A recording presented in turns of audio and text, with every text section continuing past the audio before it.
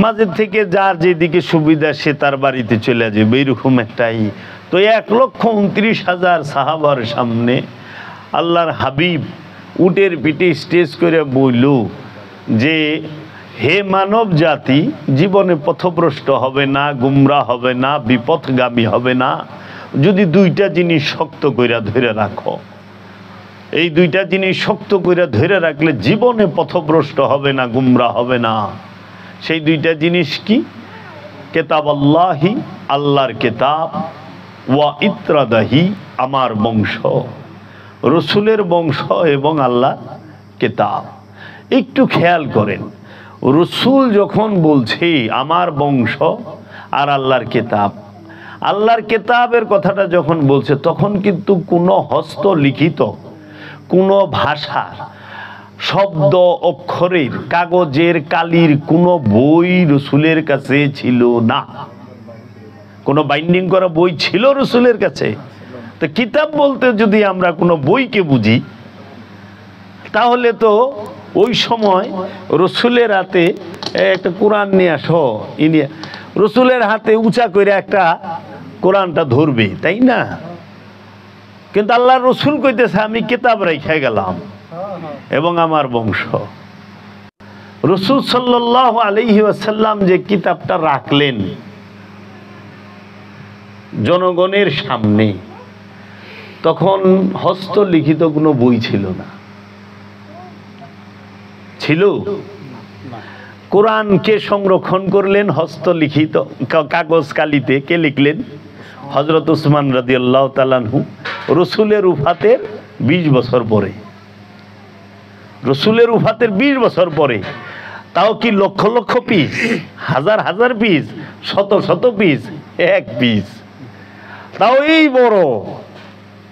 কারণ ওই সময় এত আধুনিক এত পাতলা কাগজ তৈরি হয় নাই, বিজ্ঞান আবিষ্কার করতে পারে নাই। তাইলে পরে মৌলা আলী কারামাল্লাহু ওয়াজহু তার সম্পর্কে রসুল কি বললেন? আবার আমরা দেখি যে হাদিস যদি কিতাব হয়, হাদিস লেখা হইল খলিফা মনসুরের আমলে। কার আমলে? বাদশাহ মনসুরের আমলে। ও খলিফা না, খলিফা কোয়া ভুল, উনি হল আব্বাসীয় রাজা মনসুর, যার জেনারেলের নাম ছিল হাজ্জাজ বিন ইউসুফ। এই হাজ্জাজ বিন ইউসুফ যিনি ছিলেন এই রাজা মনসুরের আমলে, যখন বাগদাদ থেকে আইসা কাবা আক্রমণ করে মক্কা গড় ভাঙ্গা মাটির সাথে কাবা গড় ভাঙ্গা মিলায় ফেলাইছিল। কে? হাজ্জাজ বিন ইউসুফ। লক্ষ লক্ষ হাজি হজ করত, সেইখানে হাজার হাজার হাজিরে কুবায়া কাটছে হাজ্জাজ বিন ইউসুফ। হাজিদেরকে কুবায়া কাইটা জমজম কূপে ফালাইছে হাজ্জাজ বিন ইউসুফ। এই হাজ্জাজ বিন ইউসুফ সে কাবা ভাঙলো, হাজিদের কুবায়া কাটলো। আরে মিয়া, কোরআনে আল্লাহ কইছে হেরাম পরা অবস্থায় কোনো পিঁপড়া হত্যা করন যাইব না, মশা মাছি হত্যা করন যাইব না, গালি দেওয়া যাইব না, আল কোরআন। আর হে হেরাম পরা হাজিরে কুবায়া কেটে ফেলায়। চিন্তা করতে পারেন কত বড় হারামি। এর জন্য ইসলামী ইতিহাসের হিটলার হইল হাজ্জাজ বিন ইউসুফ, যাকে সারা বিশ্ব রক্ত পিপাসু এবং খুনি বইলা চিনি। যার মানে হিটলার ইসলামের মধ্যে হাজ্জাজ বিন ইউসুফ। এই খলিফা রাজা মনসুরের আমলে হাদিস সংগ্রহ করা হয় মহানবীর উফাতের প্রায় 250 থেকে 300 বছর পরে। একদম খলিফা মনসুর, মোতাওয়াক্কিল, মুতাসিম বিল্লাহ, হারুনুর রশিদ, মামুনুর রশিদ, এদের আমলে। আমি যদি হাদিস নিয়ে আলোচনা করি, কে টাইম টু টাইম নাম দইরা কে কোন সময় হ্যাগো কিতাব থেকে রেফারেন্স দিব। আমার তার আলাদা কিছু নাই, আমি ওনাদেরটা পড়ছি। আমি দেখছি ইমাম বুখারী রহমতুল্লাহের জন্ম 810 সালে, ইংরেজি 810 সাল। রসুলের ইন্তেকাল উফাত 632 সাল। তো 632 থেকে 810 178 বছর হয়।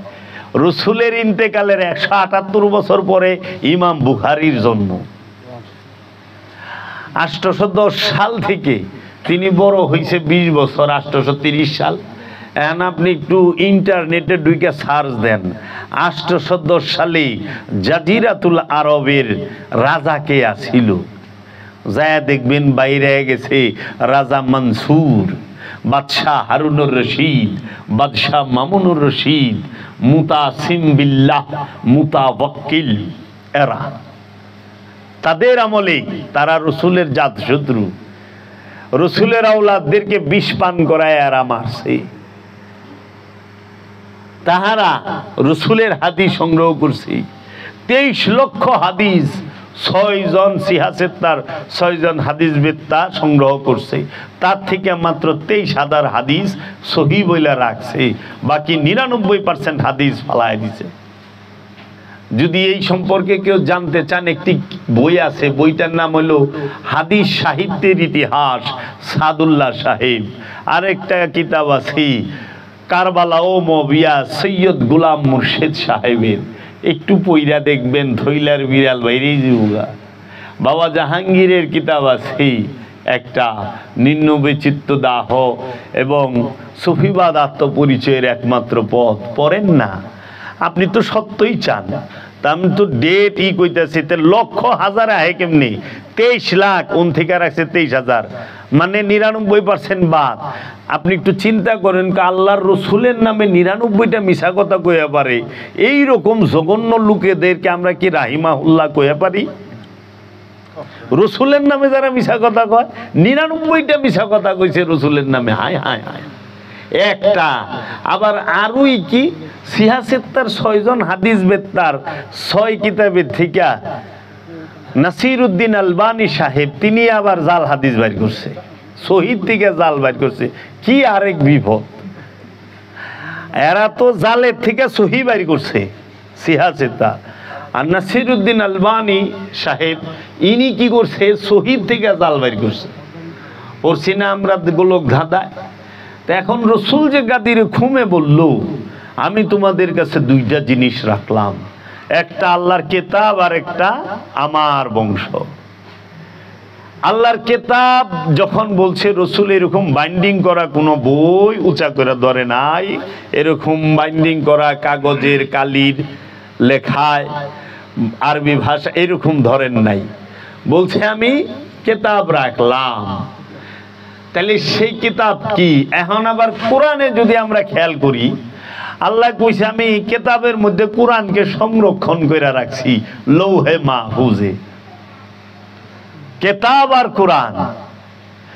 কোরআন কি? হুদাল্লিন নাস, মানুষের জন্য হেদায়েত। কেতাব কি? হুদাল্লিল মুত্তাকিন, মুত্তাকির জন্য হেদায়েত। বাবা মুত্তাকি আর নাস তো আসমান জমিন তো ভাব। মুত্তাকি তাকে বলে যে ভিতর এবং বাহিরকে পবিত্র করে ফেলেছে, সে মুত্তাকি। আর মানুষ নাস, মানুষ মানুষ খান্নাস রূপী শয়তান যুক্ত। তাহলে কোরআন হচ্ছে হুদাল্লিন নাস আর কেতাব হচ্ছে হুদাল্লিল মুত্তাকি। এর ভিতরে ভেদ রহস্যটা কি? কেতাব আর কোরআন, কেতাবের মধ্যে কোরআনকে সংরক্ষণ করে রাখা হয়। তানজিলুম মির রাব্বিকুম, ইহা নাজিল হয়েছে আপনার রবের তরফ হইতে। আলা কলবিকা, আলা উপরে, কলবেকা আপনার কলবের উপরে। কলবে কা, কা মানে এক বচন, আপনার কলবের উপরে, সবার কলবের উপরে কোরআন নাজিল হয় না। কোরআন কার কলবের উপরে নাজিল হয়? কোরআন নাজিল হয় একমাত্র আল্লাহর রসুলের কলবের উপরে, মুহাম্মদ সাল্লাল্লাহু আলাইহি ওয়াসাল্লামের কলবের উপরে। এই কলবের উপরে রবের তরফ হইতে যখন কোরআন নাজিল হয়েছে, তখনই কোরআন বলতেছে ইন্নাহু লা কাউলুন রাসূলিন কারীম, নিশ্চয়ই এই কোরআন হচ্ছে সম্মানিত রসুলের বাণী। কি সুন্দর মাওলার যে মুজিজা, মাওলার যে কারামত, মাওলার যে রহমত, এটা অসাধারণ, অতুলনীয়। সেই রাহমাতাল লিল আলামিন গাদিরে খুমে বললেন, আমি তোমাদের কাছে আল্লাহর কিতাব আর আমার ইতরাত, আমার বংশ রাইখা গেলাম, তোমরা শক্তভাবে ধইরো। সেই কিতাবটা কি? কাগজের কিতাব না নূরের কিতাব? কোরআন কি কাগজ না নূর? কোরআন কি আরবি না নূর? কোরআনের ভাষা আরবি, কোরআন আরবি না। কোরআন যে ভাষায় নাজিল হয় ওই ভাষা সম্মানিত হয়, কিন্তু কোরআন কইল নূর। ইসলাম নূর, কোরআন নূর, আল্লাহ নূর, রসুল নূর, নবী নূর, ওলি নূর, রূহ নূর, ফুরকান নূর। একটাও বস্তু না, কাগজ না, নূর। এর জন্য কোরআনের কোনো বিকৃতি হবে না। নূরের বিকৃতি কে করব? কাগজের লেখায় অর্থ পাল্টায় পারবেন, নুরি কোরআন কি পাল্টায় পারবেন? মাওলা আলী তো নুরি কোরআন, মাওলা মোহাম্মদ নুরি কোরআন, পাক পাঞ্জাতন আহলে বাইত নূরের কিতাব। এই নুরি কিতাবকে যখন মানুষ পাঠ করে তখন মানুষ হেদায়েত হয়, মানুষ রহস্যের দেখা পায়। কাগজ কালির কিতাব পাঠ কইরাও বোমাবাজি করে, খুনাখুনি করে, দর্শন করে, বলৎকার করে, আত্মসাৎ করে, মারামারি হানাহানি করে, কিন্তু বিশ্বাস করেন নূরের কিতাব।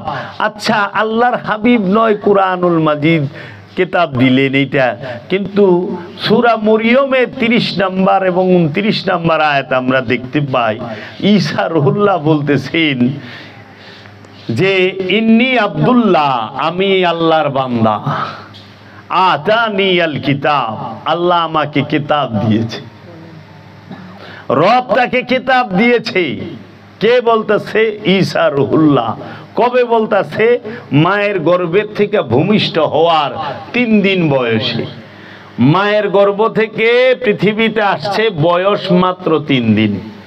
এই 3 দিনের শিশু বলতাছে আমি আল্লাহর বান্দা, আমারে আল্লাহ কিতাব দিয়েছে এবং নবী হিসাবে মনোনীত করেছে। সূরা মরিয়মটা একটু পড়েন।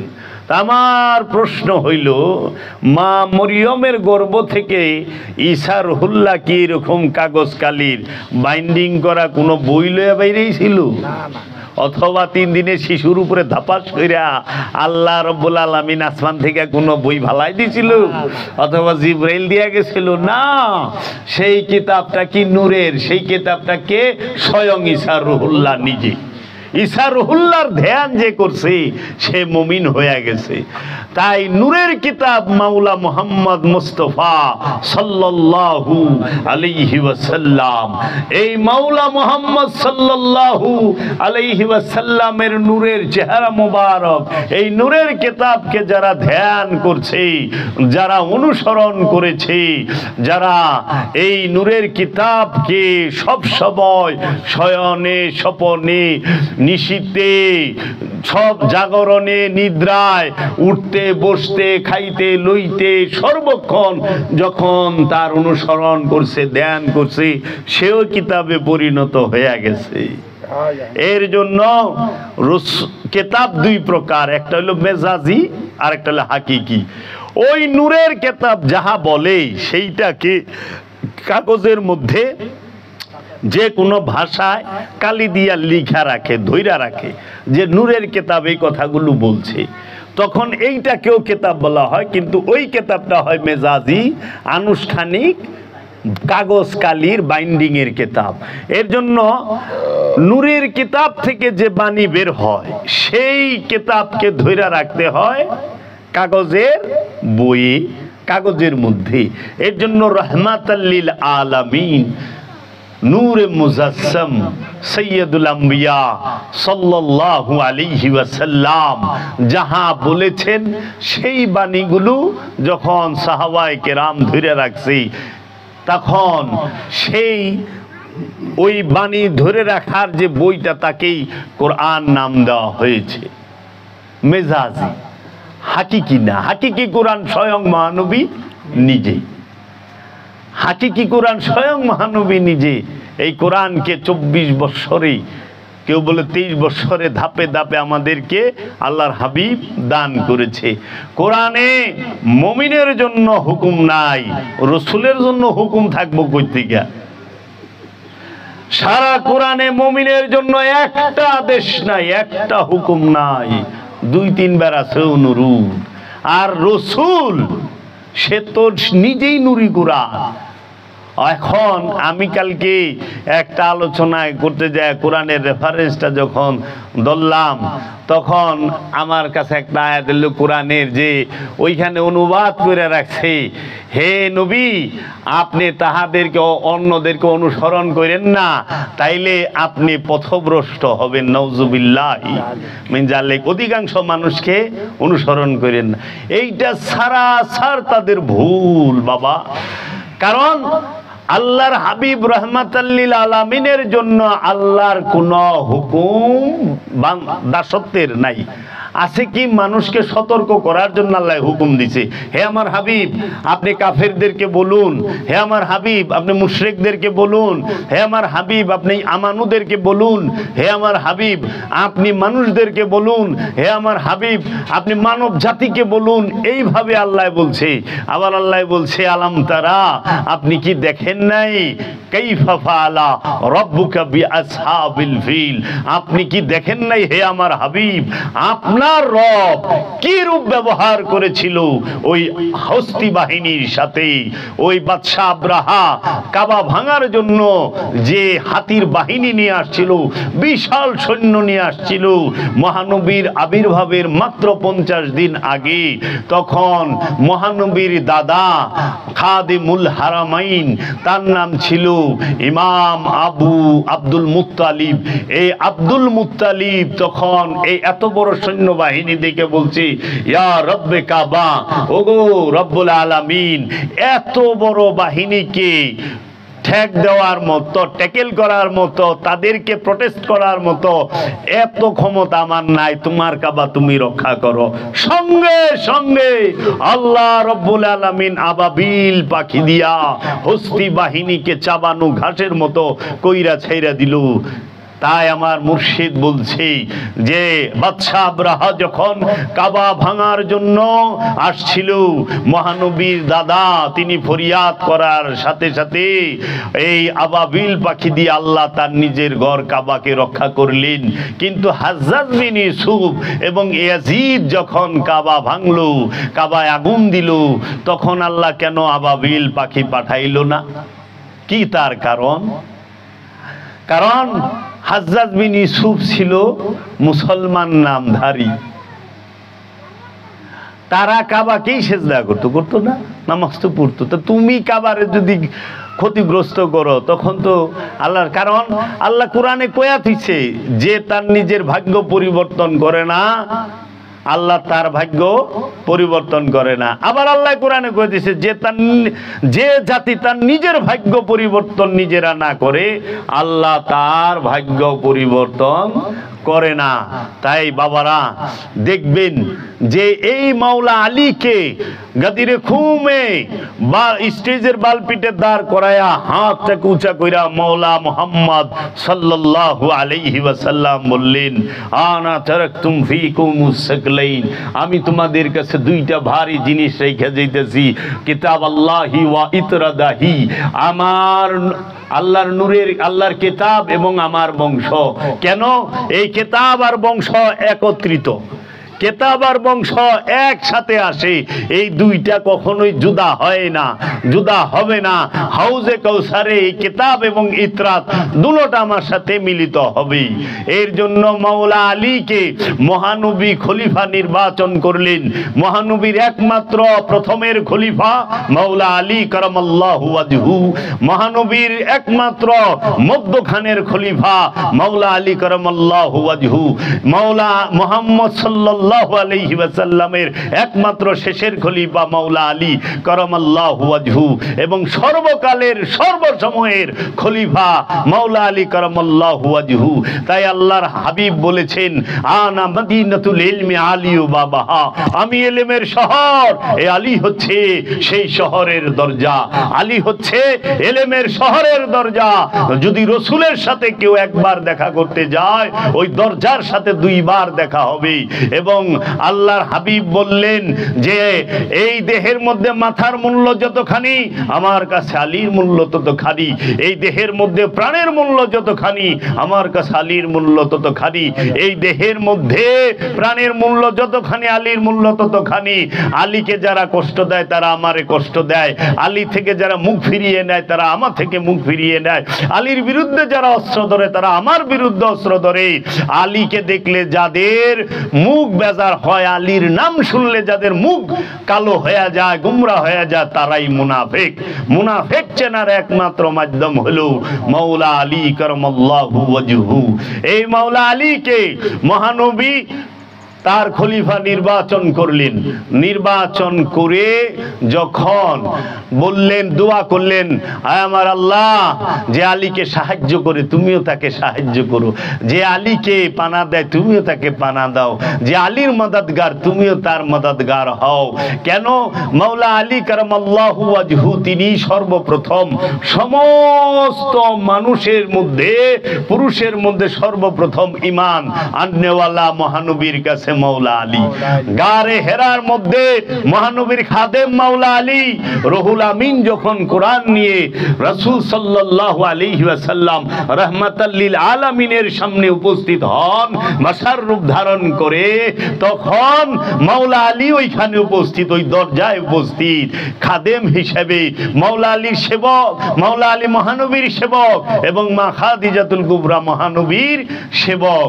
মাওলা আলী বদর জয় করে, মাওলা আলী খায়বার জয় করে, মাওলা আলী উহুদ জয় করে, মাওলা আলী সে সিফিনের মধ্যে বিজয়ী হয়, মাওলা আলী সে খন্দক জয় করে। মাওলা আলী আলাইহিস সালাতু ওয়াস সালাম তিনি যখন মহানবীকে ছাইরা সবাই কাফেরদের ভয়ে পালায়ে গেল উহুদে, মহানবীকে মারতে মারতে কাফেরেরা রক্তাক্ত কইরা ফেলাইছিল।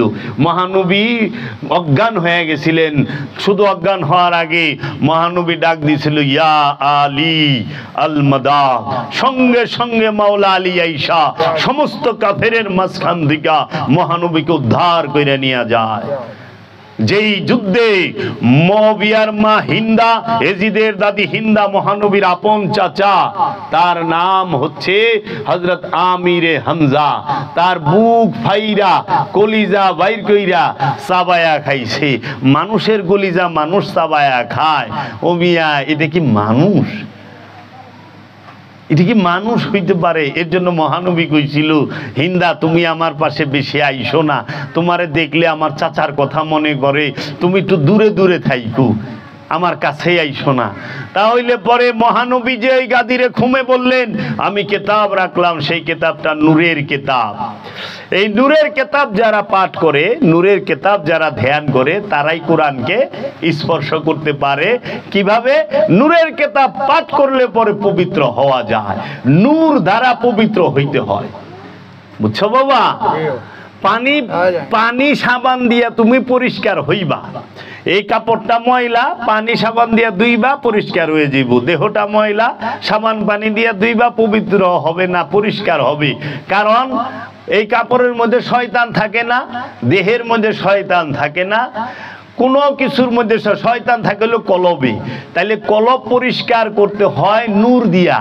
পানি আর সাবান দিয়া কলব ধোয়ার কোনো ব্যবস্থা নাই, সুযোগও নাই। নফসের সাথে শয়তান মিশা থাকে। কামনা, শয়তান হলো কুমন্ত্রণা দাতা, সবার সাথে শয়তান মিশা আছে খান্নাস রূপে। খান্নাস মানেই হচ্ছে কামনা। এই কামনা প্রতিটা মানুষ, জাতি ধর্ম বর্ণ নির্বিশেষে, মুসলমান হিন্দু বৌদ্ধ খ্রিস্টান ইহুদি নাসারা, আস্তিক, নাস্তিক সবার মধ্যে শয়তান খান্নাস রূপে মিলে মিশে রক্তের পরতে পরতে একাকার হয়ে রয়েছে। এই শয়তানকে যদি কেউ নফস থেকে তাড়াইতে চায়, কলবটাকে যদি কেউ পবিত্র করতে চায়, অবশ্যই ওই নূরের কিতাব, যেই কিতাব ঈসা রুহুল্লাহ, যেই কিতাব মুসা কালিমুল্লাহ, যেই কিতাব নূহ নবিউল্লাহ, যেই কিতাব আদম সফিউল্লাহ, যেই কিতাব মুহাম্মদ সাল্লাল্লাহু আলাইহি ওয়াসাল্লাম, এই নূরের কিতাব, এই মাওলা আলীর মতো নূরের কিতাবের ধ্যান করে, এই সুলতানুল হিন্দ খাজা গরিবি নওয়াজের মতো নূরের কিতাবের ধ্যান করে, বড় পীর আব্দুল কাদের জিলানী বাগদাদি আলাইহিস সালাতু ওয়াস সালামের মতো নূরের কিতাবকে ধ্যান করে, এই বাংলার জমিনে বাবা শাহজালাল, বাবা শাহপরানের মতো নূরের কিতাবকে ধ্যান করে, বাবা জান শরীফ শাহ সুরেশ্বরী এবং কালান্দার বাবা জাহাঙ্গীরের মতো নূরের কিতাবকে ধ্যান করে নিজের কলবকে পবিত্র করতে হবে, নফসকে পবিত্র করতে হবে। কারণ আল্লাহ কইয়া থইছে, আমি মানুষকে পরীক্ষা করি জীবন এবং মৃত্যু দিয়া। মৃত্যু দিয়া আল্লাহ মানুষকে পরীক্ষা করে। মৃত্যু কি পরীক্ষা, জীবন কি পরীক্ষা। আল্লাহ সম্পদ দিয়া, সন্তান দিয়া মানুষকে সুখও দেয়, শাস্তিও দেয়। আল্লাহ কোরআনে কয়ে দিছে। এখন আমরা তো কোরআনের আরবিটা পড়ি, বাংলা অর্থটা পড়ি না। আমাদের অর্থ সহ যদি আমরা কোরআনুল মাজিদটাকে বারবার পাঠ করি, আমরা অনেক রহস্যময় বিষয়গুলো দেখতে পাবো, বুঝতে পাবো। আর না হলে আরবি তো আমাদের মাতৃভাষা না যে আমরা শুধু আরবি পড়লে সব বুঝুম। এর জন্য বাবারা, এই কিতাব সম্পর্কে আল্লাহ কোরআনে কতটি আয়াত নাজিল করছে খুঁজা বাইর করো, দেখবার রহস্য এত সুন্দর যে এই কিতাব আল্লাহ কালে কালে সর্বসময়ে নাজিল করতেছে। কিতাব সৃষ্টি না, কিতাব নাজিল হয়। লাউ আনজালনা হাজাল কোরআন, আমি এই কোরআনকে নাজিল যদি করতাম পাহাড়ের উপরে, আল্লাহ কয়নে সৃষ্টি করছি কোরআন। আবার তানাজ্জালুল মালাইকাতি ওয়া রূহ, আমরা ফেরেশতা নাজিল করি এবং রূহ নাজিল করি। আবার আল্লাহ কইতেছে যে কাজ্জাকুম মিনাল্লাহ নূর ওয়া কিতাবুম মুবিন, তোমাদের মাঝে এসেছে স্পষ্ট নূর এবং স্পষ্ট কিতাব। স্পষ্ট বুরহান মানে দলিল। তাহলে বুরহানকে মহানবী, কেতাবকে মহানবী, ফুরকানকে মহানবী, কোরআনকে মহানবী, নূরকে মহানবী, নূর আলা নূরকে মহানবী। তাহলে এই নূর বাদ দিয়া আমরা যখন ভাষার উপরে জোর দিমু, তখন আমাদের কলব নফস পবিত্র হবে না। কারণ ভাষা দিয়া নফস পবিত্র হয় না। যদি ভাষা দিয়া কলব পবিত্র হতো, তাহলে সৌদি আরবে সবাই পবিত্র কলবের অধিকারী থাকতো। কারণ সৌদি সবাই তো আরবিতে কথা কয়, তাই না? আবু জেহেল আরবিতে কথা কইছে না? আরবিতে কথা কইলে যদি সবচেয়ে বেশি আমরা স্বর্গে যাই, তাহলে তো আরবের এই যে চোর বাটপার যেগুলা, সেইগুলা যাই বোকা। ফেরাউন কি ভাষায় কথা কইতো? হিব্রু ভাষায়। কোরআনে বর্ণিত 25টা নবী, একজন নবী শুধু আরবি ভাষায় কথা কইছে। অধিকাংশ নবী কথা বলছে হিব্রু ভাষায়। একজন নবী, মহানবী হযরত মুহাম্মদ সাল্লাল্লাহু আলাইহি ওয়াসাল্লাম, তিনি আরবি ভাষায় কথা বলছে বাবা, তার জবান ছিল আরবি। তাইলে আমরা যদি এই নূরের কিতাবকে না মানি, আল্লাহর ওলিদেরকে, আমরা যদি এই নূরের কোরআন যারা, তাদেরকে না মানি, শুধু এই ভাষার এবং বাইন্ডিংয়েরটা নিয়েই পইরা থাকি, তাইলে পরে আমরা কি সত্য পাবো? পাবো না। কারণ আপনি দেখেন, কোরআন খোলেন, সূরা ইখলাস। ইখলাস শব্দের অর্থ নির্ভেজাল তৌহিদ। ইখলাস শব্দের অর্থ কি? নির্ভেজাল তৌহিদ। ইখলাস শব্দের অর্থই হচ্ছে একাত্মবাদ, তৌহিদ। তো এইটাকে যদি আমরা বৃহৎ ভাবে বুঝতে চাই, তাহলে নির্ভেজাল তৌহিদ, যেখানে কোনো ভেজাল নাই।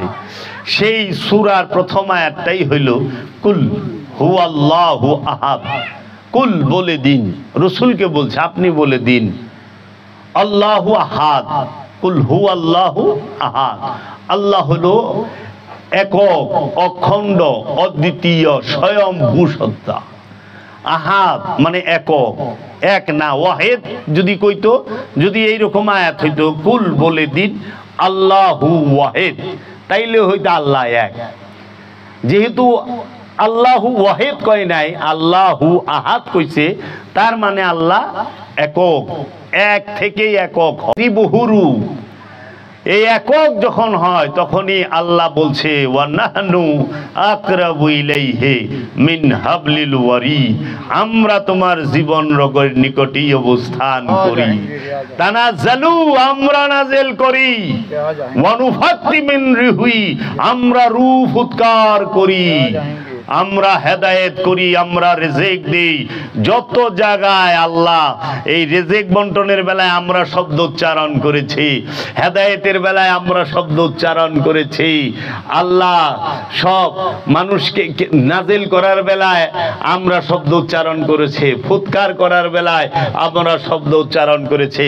কিন্তু আফসোসের বিষয়, দুঃখের বিষয়, আমাদের প্রচলিত সমাজে কোরআনের এই অনুবাদগুলোর মধ্যে আপনি দেখবেন তাহারা আমরাকে, নাহানুকে, তানাজ্জালুকে, ইন্না নিশ্চয় আমরা, ইন্নি নিশ্চয় আমরি, আমি, তো এই ইন্নারেও আমি করে থুয়া দিছে।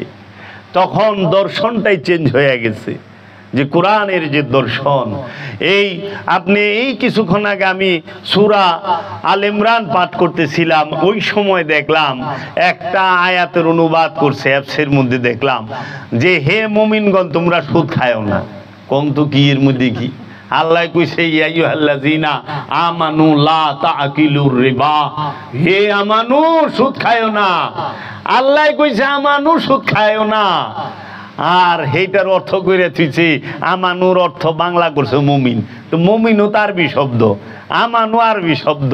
আমান হইল রসুলের মুরিদ, আর মুমিন হইল রসুলকে ধারণকারী, যে রসুলের গুণে গুণান্বিত হয়ে গেছে, রসুলের রূপে রূপবান, রসুলের নূরে নূরময়, তিনি মুমিন।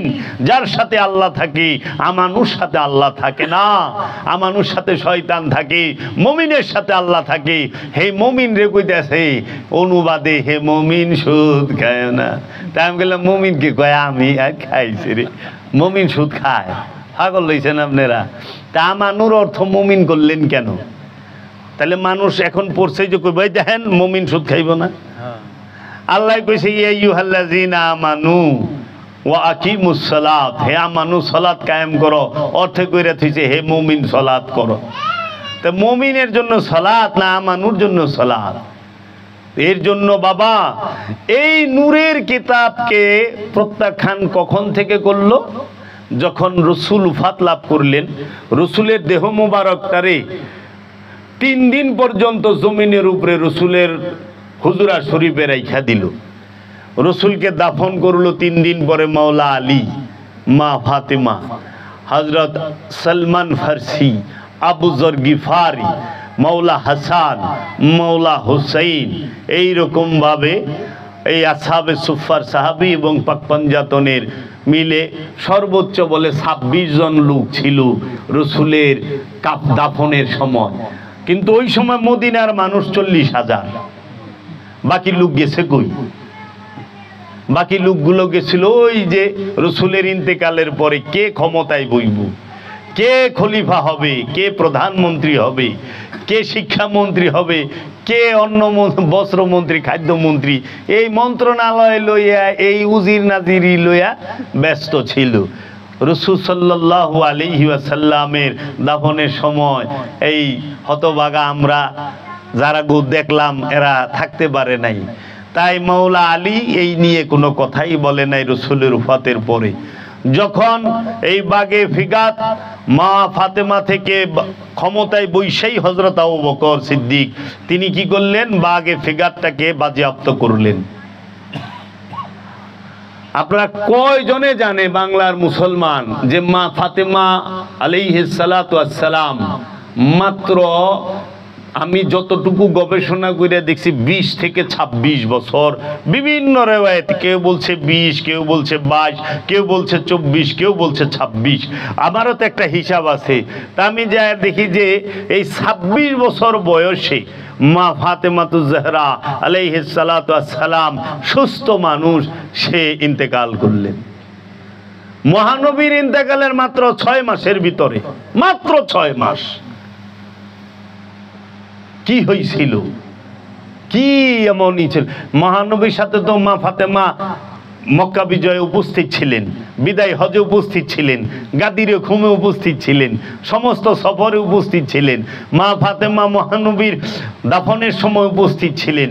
কি এমন ঘটনা ঘটলো যে মা ফাতেমাকে হত্যা করা হইল মা ফাতেমার এই মহানবীর ওফাতের 6 মাসের ভিতরে? এই বাগে ফিগারটাকে বাজেয়াপ্ত করার পরে মা ফাতেমা গেছি খলিফার দরবারে, যে চাচা যান, হযরত আবু বকর সিদ্দিককে প্রশ্ন করছে, চাচা যান, আপনি কিভাবে আমার এই বাগানটাকে বাজেয়াপ্ত করলেন? এটা তো বাবা আমারে দলিল করিয়া দিয়া গেছে, লেখা দিয়া গেছে। কারণ কি, মা ফাতেমার মা যিনি মালকায়ে আরবিয়া, মা খাদিজাতুল কুবরা, যিনি জাজিরাতুল আরবের সেরা ধনী ছিলেন, জাজিরাতুল আরবে মা ফাতেমার উপরে, মা ফাতেমার মায়ের উপরে কেহই ছিল না ধনী, উনি ছিলেন সর্বশ্রেষ্ঠ ধনী। উনি মুহাম্মদ সাল্লাল্লাহু আলাইহি ওয়াসাল্লামের পাশে দাঁড়াইছেন, ইসলামকে উনি সবচেয়ে বড় সাহায্য করছেন, সহযোগিতা করছেন, ইসলামকে সবচেয়ে বড় বেশি মদদ দিছেন মা খাদিজা। সেই মা খাদিজার ঐতিহাসিকগণ বলে যে ওনার কাছে এত পরিমাণ উট ছিল যে একটা কইরা উট যদি একটার পিছে বাঁধতো 3 মাইল দূরে যাইত। 3 কিলোমিটার, 3 মাইল, কিলোমিটারের হিসাবে 4 মাইল দূরে যাইত।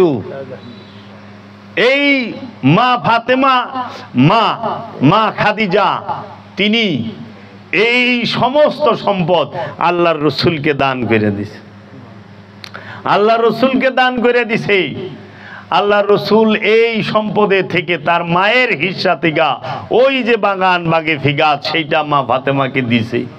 সেই বাগানটা বাজেয়াপ্ত করে লয়ে গেছে হযরত আবু বকর সিদ্দিক। তখন উনি বললেন, চাচা যান আপনি।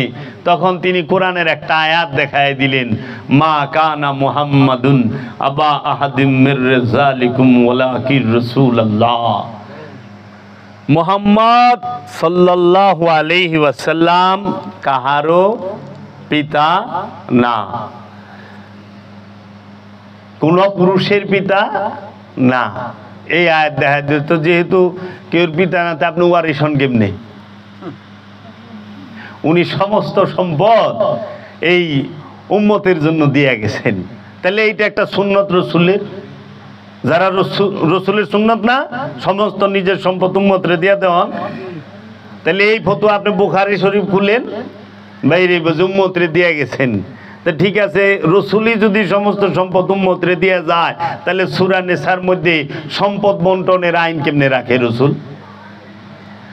তাহলে তো উনার সন্তানকে তো উনি সম্পদ দিল না। আচ্ছা, রসুল যদি সব সম্পদ উম্মতকে দেয়া যায়, তা আপনারা তো রসুলের সুন্নত ছাড়া চলেনি না, এমন কর না সুন্নত নাই, শরিয়ত নাই, তা নিজেকে সম্পদ পোলামান রে দেন কে? উম্মতে মুসলিমার জন্য দিয়ে দিবেন, এই সুন্নত কেউ পালন করে না। এর লেগে আমার মুর্শিদ কইছে, মহানবীর প্রথম সুন্নত পালন করণের একটা মুসলমান জগতে আছে কিনা সন্দেহ। সেটা কি? মহানবীর বয়স যখন 24 বছর 1 মাস, 24 বছর 1 মাস মানে 25-এ পা রাখছে, তখন তিনি বিবাহ করেছেন আমার মা সৈয়দাতুন আরবিয়া, মালকায়ে আরবিয়া মা খাদিজাতুল কুবরাকে। আম্মা জানের বয়স ছিল তখন 40 বছর। মহানবীর বয়স 25, আম্মা জানের বয়স 40। আম্মা জানের আগে 3টি বিবাহ হয়েছিল। আম্মা জানের আগের ঘরের একটি ছেলে ছিল। তো এই সুন্নত পালনের জন্য আমাদের যুবক সমাজ যদি হেডলাইন দেয় পেপারে, যে আমি মহানবীর একটি সুন্নত পালন করতে চাই, সেই সুন্নতটি হবে আমার বয়স এখন 25, আমি বিবাহ করতে চাই, পাত্রীর বয়স হইতে হবে 40, আগে তার 3টি বিবাহ হইতে হবে, একটি ছেলে থাকতে হবে, আমি রসুলের প্রথম সুন্নতটি পালন করব। দেশে থাকবার দিব? আরে একটি বিবাহ হয়েছে, সেই মেয়েরে যদি বিয়া করে তাই তো বাপ মা তেজ্যপুত্র করে দেয়। সমবয়সী মেয়ে বিয়া করলে ঝগড়া করে, বয়সে বড় বিয়া করলে সারা জীবন টিটকারি মারতে মারতে মেরে আলেব মা বাপে।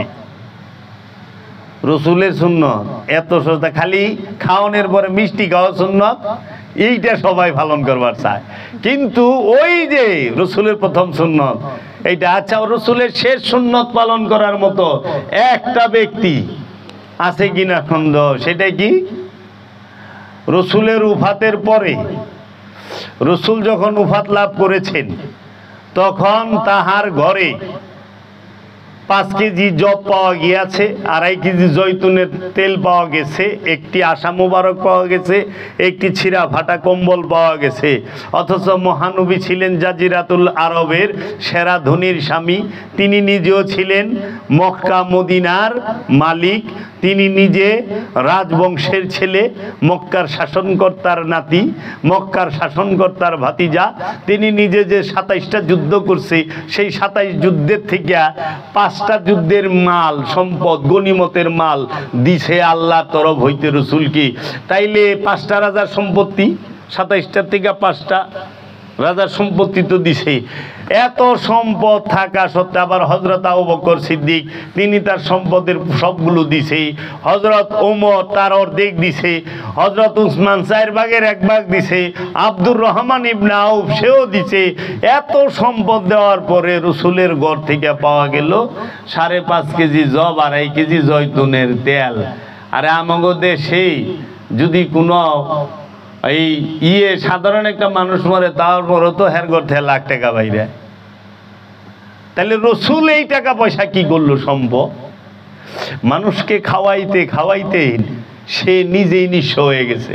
খালি এই মক্কার কাফের গুন্ডা, এই মক্কার যা মানুষ আছে সবাই রে সার্বজনীন ভাবে ওটের ঝোল আর খবুজ দিয়া খাওয়াইতে খাওয়াইতে শেষ। কিন্তু মুখ দেখা খাওয়ান দেয় নাই। ওই ইতিহাসে এরা তো কয় বুঝে না যে আজকে কি কইতেছি, আগাম বৃহস্পতিবারে কি কম কইয়া যায়। খালি কইবার লাইছে মহানবী দিনের দাওয়াত দিব, তেল লিগা প্রথমে আয়োজন করছে খাবারের, কারণ আরবে খাওয়ানোর অভাব, দুর্ভিক্ষের মধ্যে খাওয়ান দেয়, পাবলিক বয়ে থাকুন যায়। তখন উটের ঝুল করছে আর রুটি সবাইরে দাওয়াত করছে খাইবা, খাওয়াইছে আগে সবাই রে। আবুল আহাব, সাহেবা, উকবা, আবু জেহিলা, মুগিরা এই জুল খাইছে, সবাই খাইছে। খাওয়ানোর পরে জায়গা খালি, 1 দিন গেছে গা, 2 দিন গেছে গা, 3 দিনের দিন মৌলালি কইছে খারাও কি রে খাওয়াইলো হুনবা না, 2টা কথা কইব হুইনা যাও, খাইছ হুন। তখন বইছি, তখন মহানবী বলছি, দিনের দাওয়াত দিছি, ইয়া আইয়ুহান নাস কুলু লা ইলাহা ইল্লাল্লাহ ইন্নী রাসূলুল্লাহ, হে মানুষেরা তোমরা বলো এক আল্লাহর দাসত্ব করো, আল্লাহ ছাড়া কোনো মাবুদ নাই, ইন্নী নিশ্চয়ই আমি রসুল আল্লাহ, আল্লাহর রসুল, আল্লাহর তরফ হইতে প্রেরিত, তোমরা আমার কথা মানো, আমার কথা শুনো। তখন তাহারা এই তার দিকে মুখ পিঠ ফিরায় চলে গেল রসুলের দিকে। তো উটের জুল করে খাওয়াইতে খাওয়াইতে রসুল সব সম্পদ শেষ করে ফেলাইছে। আর আমরা হেই রসুলের কোরআন দেওয়া, কোরআন রসুলের বাণী তো কোরআন, রসুলের বাণী তো হাদিস, সেই রসুলের বাণী কোরআন আর হাদিস পইরা আমরা টিনের ঘর থেকে 10 তলার মালিক ওই রিক্সা থেকে প্যারাডুলোয় ঘুরি। তাহলে রসুলের দর্শন কি আর আমাগো দর্শন কি? রসুলের বাণী বলে আমরা ধনী হই, আর রসুল তার বাণী প্রচার করতে যায় আর নিঃশেষ হয়ে গেছে, তাই না? রসুলের নামে 5 শতক জায়গা আরবে আছে কিনা যায় দেহু, 10 শতক জায়গা আছে কিনা। কাবা শরীফের একটা গেট নাই রসুলের নামে, আমি তো স্পষ্ট বললাম, মসজিদুল হেরেমের মধ্যে একটা গেট আছে মুহাম্মদ সাল্লাল্লাহু আলাইহি ওয়াসাল্লাম অথবা তার বংশের কাহারো নামে না। 10টা গেটে বাদশা গোনা, Omar bin Abdul Aziz gate, king Fahad gate, বাদশা আব্দুল্লাহ গেট। কাবা কার? আল্লাহ। কাবা কার? রসুলের। রসুল দোয়া করছে দেখেছেন কাবা হইছে না? কাবা হইতো না তো, রসুল দোয়া করছে, এর জন্য রসুলের দোয়ায় কাবা হয়। এই কাবার মধ্যে রসুলেরই নাম নাই। উচিত কথা কইলে হাজি সাহেব মিছা কইলাম? জান হ্যাঁ গো, কিতাবি পড়েন একটু, যারা সৌদি আরব গেছে তাগো থেকে খুঁজলন ভাই কাবা ঘরের কয়টা গেট, কোন গেটটার মধ্যে কয়টা রসুলের বংশের নামে কোনো রুডের নাম আছে না? সব কিং এগো নামে। কারণ কি? হেরানা বলে অনেক ভালোবাসে মানুষ, তাদের স্মৃতিকে ধরে রাখে না, ঐতিহ্যকে। তো রসুল যেখানে যুদ্ধ করছে, সেই যেখানে কদম মুবারক রাখছে, সেই জায়গাটাকে স্মৃতি হিসেবে ধরে রাখবে না? রসুল যে ঘরে আগমন করছেন, সেই ঘরটাকে স্মৃতি হিসেবে ধরে রাখবে না? রসুলের সাহাবায়ে কেরাম যারা, তাহারা যে শাহাদাত হয়েছেন, তাহারা যে এক একজন বীর বীর বীর বীর বিক্রম, বীর উত্তম, বাংলা ভাষায় যদি বলি, তারা মুজাহিদ, বীর মুজাহিদ। তাদের স্মৃতিগুলাকে, ঐতিহ্যগুলোকে ধরে রাখবে না আমাদের অনুপ্রাণিত করার জন্য? তারা তো সব ধ্বংস করছে। মানে কি মানে? কারণ ইসলাম ধর্মের পূর্ববর্তী যত ধর্ম আছে, কোন ধর্মের নবী, রসুল এবং সাহাবায়ে কেরামদের কোনো নিশানি খুঁজে পাওয়া যায় না। তোমাকে টিকিয়ে রাখবা, এটিও ভাঙ্গ। এলে কই আমেরিকার দালাল কেরা, ব্রিটিশের দালাল কেরা? আমার ভিসা তো সৌদি আরবেও বন্ধ হইব, আমেরিকাও বন্ধ হইব, ইংল্যান্ডেও বন্ধ হইব। জায়গা মতো না দিলে জান্নাতুল বাকিতে 60,000 সাহাবা কেরাম সহ 7,000 সাহাবায়ে কেরামের রওজা এবং 60,000 মাজার ছিল। সমস্ত কিছু 1925 সালের 21 এপ্রিল বুধবার বুলডোজার দিয়া এই বর্তমান বাদশারা, এদের বংশধরেরা, বাদশা সৌদ এবং আব্দুল ওহাব নজদি, দুইজনে মিলা এই জান্নাতুল বাকির 60,000 মাজার ভাঙছে। এইটি হলো মুসলমানের ঐতিহ্য, যে মুসলমান এর থেকে অনুপ্রাণিত হবে মুজাহিদদেরকে দেখে, সাহাবায়ে কেরামের আদর্শ দেখে। এটি নিশানি রাখছে যে এইটা এই সাহাবীর রওজা। ওই জান্নাতুল বাকিতে মা ফাতেমার রওজা ছিল, ওই জান্নাতুল বাকিতে মা আয়েশার রওজা ছিল, ওই জান্নাতুল বাকিতে মা হাফসার রওজা ছিল, মা উম্মে হাবিবার রওজা ছিল, হযরত উসমান রাদিয়াল্লাহু তাআলা আনহুর রওজা ছিল। এই রকম ভাবে জলিলুল কদর সাহাবায়ে কেরাম এবং নবী বংশের অনেকের রওজা ছিল, মাজার ছিল। এই মাজারগুলারে ভাঙ্গা তারা শিরক মিটাইছে, কিন্তু নিজেরা সম্পদের পাহাড় করে বয়ে রয়েছে। নিজেরা লেখছে আর সুলতান ও জিল্লুল্লাহ, বাদশারা হইছে আল্লাহর ছায়া। এটা শিরক না? এটা শিরক না? ইয়া নবী বলে শিরক। আর সুলতান ও জিল্লুল্লাহ খুতবায় পড়ে না, আর সুলতান ও জিল্লুল্লাহ। আমরা যদি বলি রাহমাতাল লিল আলামিন, আমরা যদি বলি নবী আল্লাহ, রসুল আল্লাহ, ইয়া নবী কিয়াম করি, আমরা যদি গুরুরে বাবা কই, তাইলে কয়ে বিদাত শিরক। আর হেরাজে রাহিমাহুল্লাহ কয়, রাহিমাহুল্লাহ বুঝেন? রাহিমাহুল্লাহ অর্থ কি? আল্লাহর তরফ হইতে রহমত। অনেক সব মৌলবীরা রাহিমাহুল্লাহ হয়ে গেছে গা। আর ওলিয়ে কামেল গো কয় রহমতুল্লাহ আলাই, মানে আল্লাহ একটু রহমত দিয়ে দিও। ওলিয়ে কামেল গো দরকার রহমত, আর হেরা হয়ে গেছে রাহিমাহুল্লাহ। মানুষ বুঝবো কবে? এই 60,000 রওজা জান্নাতুল বাকিতে ভাঙছে। মহানবী যেই ঘরে আগমন করেছেন, মহানবীর দাদার ঘর, সেই ঘরটারে ভাঙছে। মহানবীর শৈশব যেই বাড়িতে কাটাইছে, যেই দাদার ঘরে দৌড়াইছে, ঘুরছে, যেই মাওলা আলীর বাবার ঘরে মহানবী বড় হইছে, সেই মাওলা আলীর বাবার ঘরটারে বুলডোজার দা ভাঙছে। এই সেদিন 1925 সালে, এহান্তরি 100 বছর হয় না, 99 বছর আগে মাত্র 99 বছর আগে। ইন্টারনেটে একটু সার্চ দিয়া দেখেন 100 ইয়ার্স বিফোর জান্নাতুল বাকি, দেখবেন ভিডিও বাইরে কেমনে, আর এরা কে কি করলো সমস্ত কিছু আছে। মানুষ খুঁজবার পারে না, কিন্তু কতদিন লুকায় রাখবা, অনেক সত্য বাইরে গেছে তো, আস্তে আস্তে ভান্ডা ফুটতাছে। জান্নাতুল মাওয়া মক্কা শরীফে যে কবরস্থান, জান্নাতুল মাওয়ার মধ্যে মা খাদিজাতুল কুবরার রওজা মুবারক, এই মহান যে জননী, যিনি সমস্ত মুমিনগণের মাতা, যিনি রাহমাতাল লিল আলামিনের পাশে ছায়ার মতো থাকছে, জগতে ইসলামের জন্য সর্বশ্রেষ্ঠ দান, সর্বশ্রেষ্ঠ ত্যাগ, সর্বশ্রেষ্ঠ কুরবানি যদি কেউ কইরা থাকে, সে হইল মা খাদিজাতুল কুবরা। শুধু কি সম্পদ দিছে মা খাদিজা? শুধু সম্পদ দেয় নাই, মা খাদিজা কি দিছে? মা খাদিজা তার কন্যা মা ফাতেমাকেও কুরবানি দিয়া দিছে। মা খাদিজা তার সন্তান মাওলা আলীকেও দিয়া দিছে, মাওলা হাসানকে দিয়া দিছে, হুসাইনকে দিয়া দিছে, পুরা খানদান কাটায় দিছে ইসলামকে রক্ষা করার জন্য। সেই মা খাদিজার রওজাটাও ভাঙছে।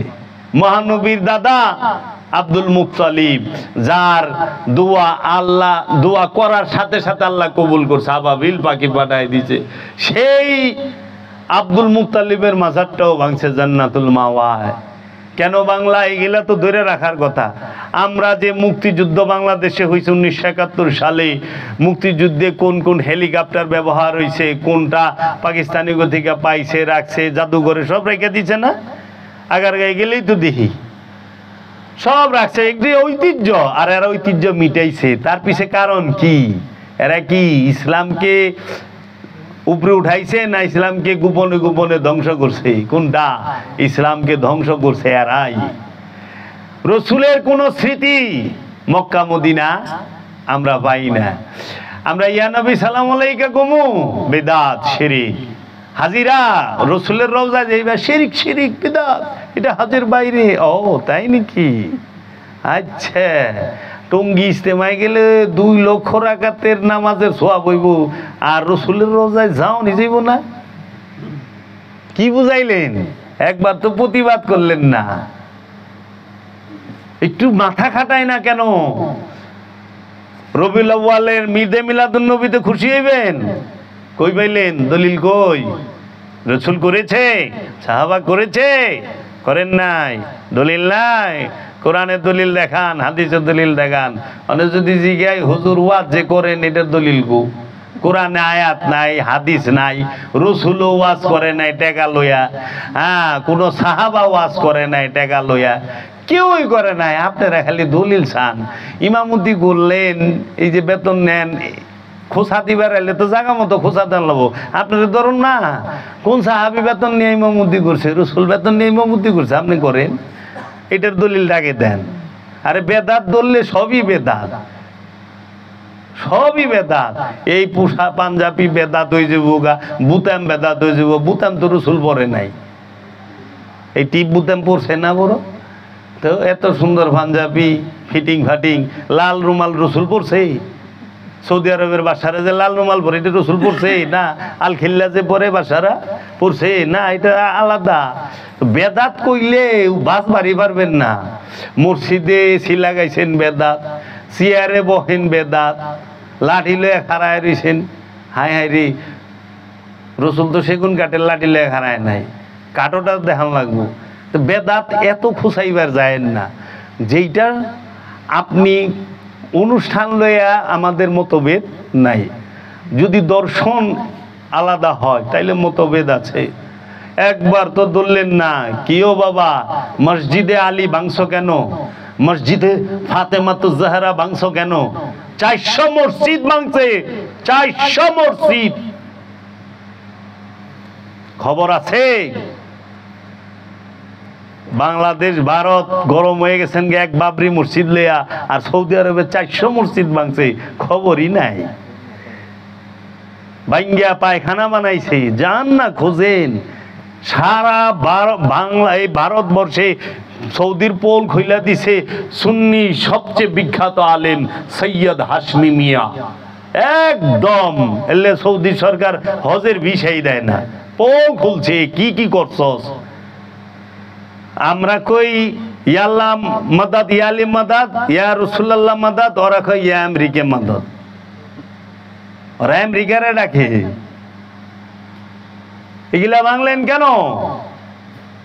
সারা সৌদি আরবে যেখানে সুফি, যেখানে ওলি, যেখানে মুমিন পয়দা হয়েছে, সেইখানে এখন সুফিবাদের অস্তিত্ব নাই। কেন? কি কারণ? একটু খুঁজেন, গভীর ষড়যন্ত্র আছে। এটা শুধু এখানকার না, একদম গোড়া থেকে ইসরায়েল নামের কোন দেশ এই ফিলিস্তিন ভূখণ্ডে ছিল না। ইসলামের এই ইসরায়েলের জন্মদাতা হইল সৌদি আর ইংল্যান্ড, ব্রিটিশ, এই দুইটাই মিলা ইসরায়েলের জন্ম দিছে। এই মধ্যপ্রাচ্যটার অশান্তি করে রাখছে এক এই খোটায়। ওই যে কুড়ালে জুড়ে যখন গাছের কূপ দেয়, মানে গাছে বোবা বাসায় কুড়ালে কয়, ওই তুই যে এত জুড়ে আমারে কূপ দেয়, তোর কষ্ট লাগে না? আমার তো খুব কষ্ট লাগে, এত জোরে কূপ দেয়। আমার কি দোষ? তোর জাত ভাই আমার পুটকির মধ্যে হানছে। কারণ কুড়ালের যে মুখ ইটা, ওটার ভিতরে তো কাঠের দাঁত, গাছের ডালি না, গাছের জটা না, জটা দেওয়া না, ডালি দেওয়া না, যাই দেওয়া না, নাচারিটা তো গাছেরই, তো জাত ভাই না। তো তোর জাত ভাই আমার এর ভিতরে হুকায় হানছে, পরে থেকে তো জুড়ে কূপ দেই। জাত ভাইরে সরা আমার তো ক্ষমতাই নাই। তা আমাকে জাত ভাইরা হাইন্দা রইছে, হ্যাঁ গো হেনে আমরা চিল্লাইলে কি বু ডাইনার দা অস্ত্র বেছেন আর বাবার দেখুন মানবাধিকার। আমার হি জ্ঞান, আমরা মানবাধিকার বুঝি না। বোম বানাইছেন কি রে? মানুষ মারার লেগে। মিসাইল বানাইছেন কি রে? মানুষ মারার লেগে, আর তো কিছু না। তো যে মিসাইল বানায় হ্যাঁ আবার মানবাধিকার কেমনে করে? বানাইছেন প্রধান ব্যবসায়ী অস্ত্র ব্যবসা, তো অস্ত্র তো বানাইছেনি মানুষ মারবার লেগে। আপনি আবার সব বললেন কবে? ডাকাই, খারা ডাকাই, ডাকাই তো হনে সব বয়ে গেছে গা। চুরে হনে ভদ্রলোক হইছে। 200 বছর ভারতবর্ষর থেকে চুরি করে সয় সম্পদ নিয়ে হেরায় হনে হনে আমাকে সিটিজেন দেয়, তাই না? আমাকে ইংলিশে কথা কয়, ইংলিশে কথা বলে খুব জ্ঞানী সভ্য। কেরা কইছে?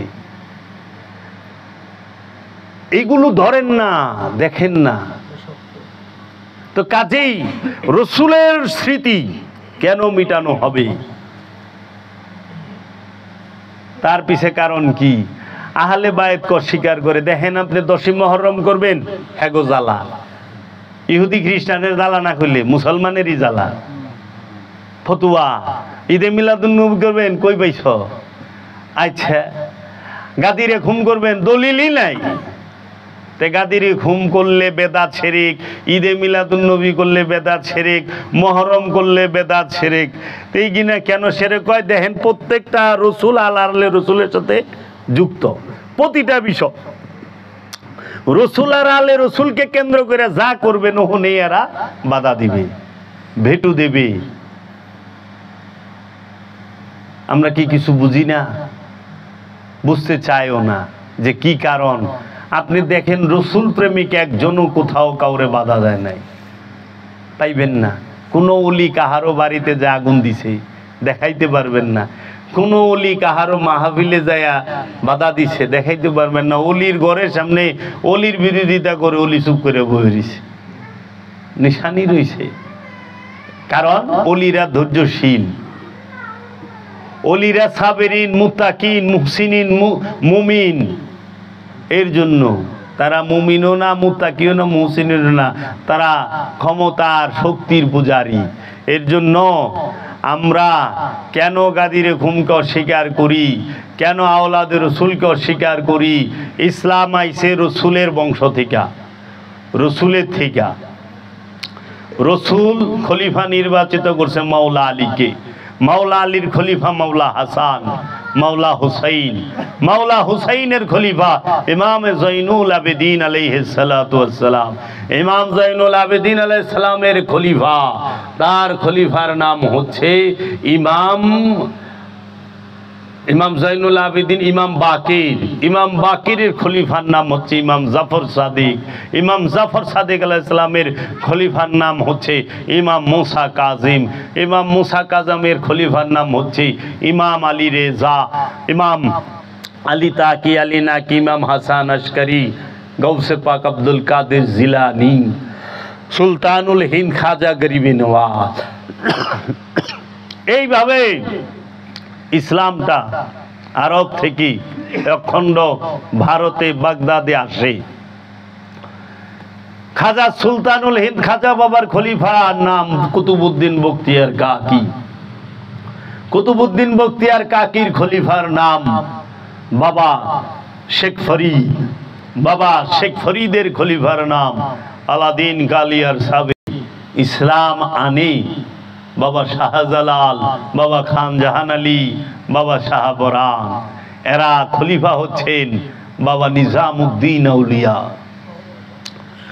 এই বাবা নিজামউদ্দিন আউলিয়ার খলিফারা, তাহাদের থেকে আসে মুরার বন্দের সিলেটের শায়েস্তাগঞ্জে সুলতান নাসির উদ্দিন সিপাহ সালার। এইভাবে এই দিকে আসে। আবার ভারত থেকে আরেকটা রাস্তা তৈরি হয়, যেটা নকশবন্দি মুজাদ্দেদি বলা হয়।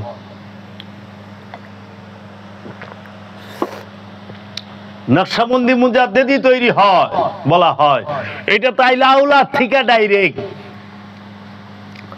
আবার ওইদিকে মাওলা আলী থেকে হাসান বসরি, রাবেয়া বসরি, ওয়াইস আল কারনি, এদের একটা বাইরা। এই যে নকশবন্দি মুজাদ্দেদি আসে কেমনে? বাবা হযরত মুহাম্মদ সাম্বাসি থেকে আসে আমির কুলাল, আমির কুলাল থেকে আসে বাবা বাহাউদ্দিন নকশবন্দ, বাহাউদ্দিন নকশবন্দ থেকে আসে আপনার গিয়া দরবেশ বন্ধু আমকাংখানি, বাবা বাকি বিল্লাহ, বাকি বিল্লাহ থেকে আসে মুজাদ্দেদ আল ফেসানি, মুজাদ্দেদ আল ফেসানি থেকে আসে হাজি আমদাদুল্লাহ মুহাজের মক্কি, হাজি আমদাদুল্লাহ মুহাজের মক্কি থেকে আসে ওইখানে যা কি সৈয়দ আব্দুল্লাহ আকবরবাদী, সৈয়দ আব্দুল্লাহ আকবরবাদী থেকে আসে আব্দুর রহিম দেহলবি, শাহ ওলিউল্লাহ দেহলবি। ও থেকে আসে শাহ আব্দুল আজিজ মুহাদ্দিস দেহলবি। এই অখণ্ড ভারতের যিনি প্রখ্যাত এবং বিখ্যাত আলেম কি শাহ আব্দুল আজিজ মুহাদ্দিস দেহলবি। এই শাহ আব্দুল আজিজ মুহাদ্দিস দেহলবির ছাত্রের নাম ইসমাইল, বাইস্তার নাম ইসমাইল দেহলবি, তার ছাত্রের নাম রশিদ আহমদ গাঙ্গুহি, তার অনুসারীর নাম কি আশরাফ আলী থানভী, খলিল আহমদ আম্বুটি, মাওলানা কাসেম নানুতুবি। এরা এন থেকে আবার ওহাবিবাদের প্রচারটা হয় এই অখণ্ড ভারতে ইসমাইল দেহলবি আর রশিদ আহমদ গঙ্গুহির দ্বারা। ইসমাইল দেহলবি সে কি করে? কিতাবুত তাওহীদ আব্দুল ওহাব নজদির লেখা আরবি ভাষার কিতাবটাকে উর্দুতে প্রথম অনুবাদ কইরা ভারতবর্ষে অখণ্ড ভারতে বিলি করে। এই ওহাবিবাদের আমদানিকারকের এবং অনুবাদকারকের নাম হচ্ছে আব্দুল ওহাব নজদির কিতাবের অনুবাদকারীর নাম হলো ইসমাইল দেহলবি এবং রশিদ আহমদ গাঙ্গুহি। তাদের ছাত্র এবং অনুসারী হইল এই খলিল আহমদ আম্বুটি, কাসেম নানুতুবি এবং এই যে মাওলানা আশরাফ আলী থানভী। এরা এই সাইডটা আইল। আর আব্দুল আজিজ মুহাদ্দিস দেহলবি এদেরকে বাইর করে দিল। উনি রাখলেন নূর মোহাম্মদ নিজামপুরি রে, সৈয়দ আহমদ বেরলবি রে। সৈয়দ আহমদ বেরলবি থেকে আসলো কি সুফি ফতে আলী ওয়াইসি। সুফি ফতে আলী ওয়াইসি কলকাতা মানিকতলার সুফি ফতে আলী ওয়াইসি থেকে আইলো জান শরীফ শাহ সুরেশ্বরী, এবং সুরেশ্বরী বাবা থেকে আসলো নুরি শাহ বাবা, নুরি শাহ বাবা থেকে আসলো শাহ জালাল নুরি অফিয়ানহু, নুরি জালাল নুরি বাবা থেকে আসলো কালামদার বাবা জাহাঙ্গীর বা ইমান আল সুরেশ্বরী। ইমামুল আউলিয়া বায়েজিদ বুস্তামির পীরের নাম ইমাম জাফর সাদিক আলাইহিস সালাতু ওয়াস সালাম। হযরত জুনাইদ বাগদাদির পীরের নাম, হযরত মনসুর হাল্লাজের পীরের নাম বলা হয় শর্রি শক্তি সহল তস্তুরি। ইমাম গজ্জালির পীরের নাম আবু আলী ফরমাদি। মৌলানা জালালউদ্দিন রুমির পীরের নাম বাবা শামশের তাবরিজ। এবং ফখরুদ্দিন রাজির পীরের নাম, যিনি অনেক বড় আলেম, ফখরুদ্দিন রাজি, উনি তফসির লেখক। তিনিও গেছেন গুরুর কাছে, কিন্তু তাকে বায়াত করে নাই। আবু আলী ফরমাদি, মাহিউদ্দিন ইবনুল আরাবি, তার গুরু গৌসে পাক আব্দুল কাদের জিলানী। বাবা, এই রকম ভাবে আপনি যদি দেখেন এই খেলাফতের মাধ্যমে, বেলায়েতের মাধ্যমে এই জগতে ইসলাম এসেছে। আপনি যদি খেয়াল করেন, আসেন, আপনারা যদি খেয়াল করেন, ওলি আল্লাহর দ্বারা ইসলাম আসছে। আজ থেকে 50 বছর আগে বাংলার জমিনে কোনো কোরআনের অনুবাদ ছিল না। ছিল? বাংলা ভাষায় সর্বপ্রথম কোরআনের বাংলা, আরবি কোরআনের বাংলা অনুবাদ করেন নরসিংদীর ছেলে ভাই গিরিশচন্দ্র সেন। ইনি স্বাধীনতা যুদ্ধের পরে। তাহলে স্বাধীনের আগে তো বাংলা ভাষায় কোনো ছিল না। বাবা আসেন, আপনারা রংপুর থেকে আসছেন না? জি, আপনি তো শহীদুল ইসলাম ভাই, আসেন, বসেন, বসতে দাও, ওই যে সোফায় বসেন এখানে। তো বাংলা ভাষায় কোন কোরআনের অনুবাদ বাংলায় ছিল না। কবে? আজ থেকে 50 বছর আগে। আমরা যে কোরআনের আরবি পড়া শিখছি, আমি মাদ্রাসায় পড়ছি, কোরআন আমরা কোন স্টাইলে পড়ছি? আপনি কোন স্টাইলে পড়ছেন? আপনি কোন স্টাইলে পড়ছেন? এই আজাদ, তুই তো আলেম, এই আলামিন, হাফিজ কু, ওই যে কোন স্টাইলে পড়ছ? কোরআন আমরা পড়ছি উর্দু স্টাইলে, বাংলা স্টাইলে পড়িই নেই। জানেন? খবর আছে বাংলাদেশের মানুষের। আমরা উর্দু স্টাইলে কোরআন পড়া শিখছি। কি? জের জবর পেশ। জেরকে বলা হয় আকার, জবরকে বলা হয় আকার, জেরকে বলা হয় রসিকার, আর পেশকে বলা হয় রসুকার। আরবিতে বলা হয় জবরকে ফাতহা, জেরকে কসরা, পেশকে বলা হয় দম্মা। আরবিতে ফাতহা, কসরা, দম্মা, জবর, জের, পেশ। আমরা কি কই? বা জবর বা, বা জের বি, বা পেশ বু, বা বি বু পড়ি না? কিন্তু এইটা যদি বাংলা স্টাইলে আমরা পড়া শিখতাম কোরআনটারে, তাহলে কি তো বয় আকার বা, বয় রসিকার বি, বয় রসুকার বু, বা বি বু। আর যদি আরবি স্টাইলে পড়েন, আরবিতে পড়েন, তাহলে হবে বা ফাতহা বা, বা কসরা বি, বা দম্মা বু, বা বি বু। পাবলিক জানেই না যে আমরা যে উর্দু স্টাইলে পড়বার লিখছি, না আরবি না বাংলা, জানেই না, খবরই নাই। 2 জবর 2 জের 2 পেশ, এটা উর্দু। আরবিতে বলে দম, ফাতহাতিন, কসরাতিন, দম্মাতিন, দম্মা, ফাতহাতিন, কসরাতিন, দম্মা। এইভাবে এই তাসদীদ, তানবিন, এগুলো কি ভাষায় একটু করেন, হারাকাত। তেরি হারাকাত আচ্ছা নেই। হারাকাত মানে নড়াচড়া। আরবিতে কি কয়? খবরই নাই, বাংলায় খবরই নাই। আমাকে পুরা উর্দু পড়ায়া ছাইরা দিবার লইছে, খবরই নাই। আমরা বাঙালি, কিন্তু দুম ধারাক্কা উর্দুর চর্চায় রয়েছি। প্যারে পাকিস্তান। বাংলা স্টাইলে শিখেন, কত সুন্দর। এমন কোনো মানুষ নাই যে কোরআন পড়া শিখবে না। অল্প সময়ে আরবি কোরআনটাই পড়া শিখবে, খুব শর্ট সময়ে চলে যাবেন। মা খাওয়ায় দো ভাইয়ের। জি আচ্ছা, আপনি আসবেন। জি আচ্ছা, জি দয়ালু, জি জি আচ্ছা।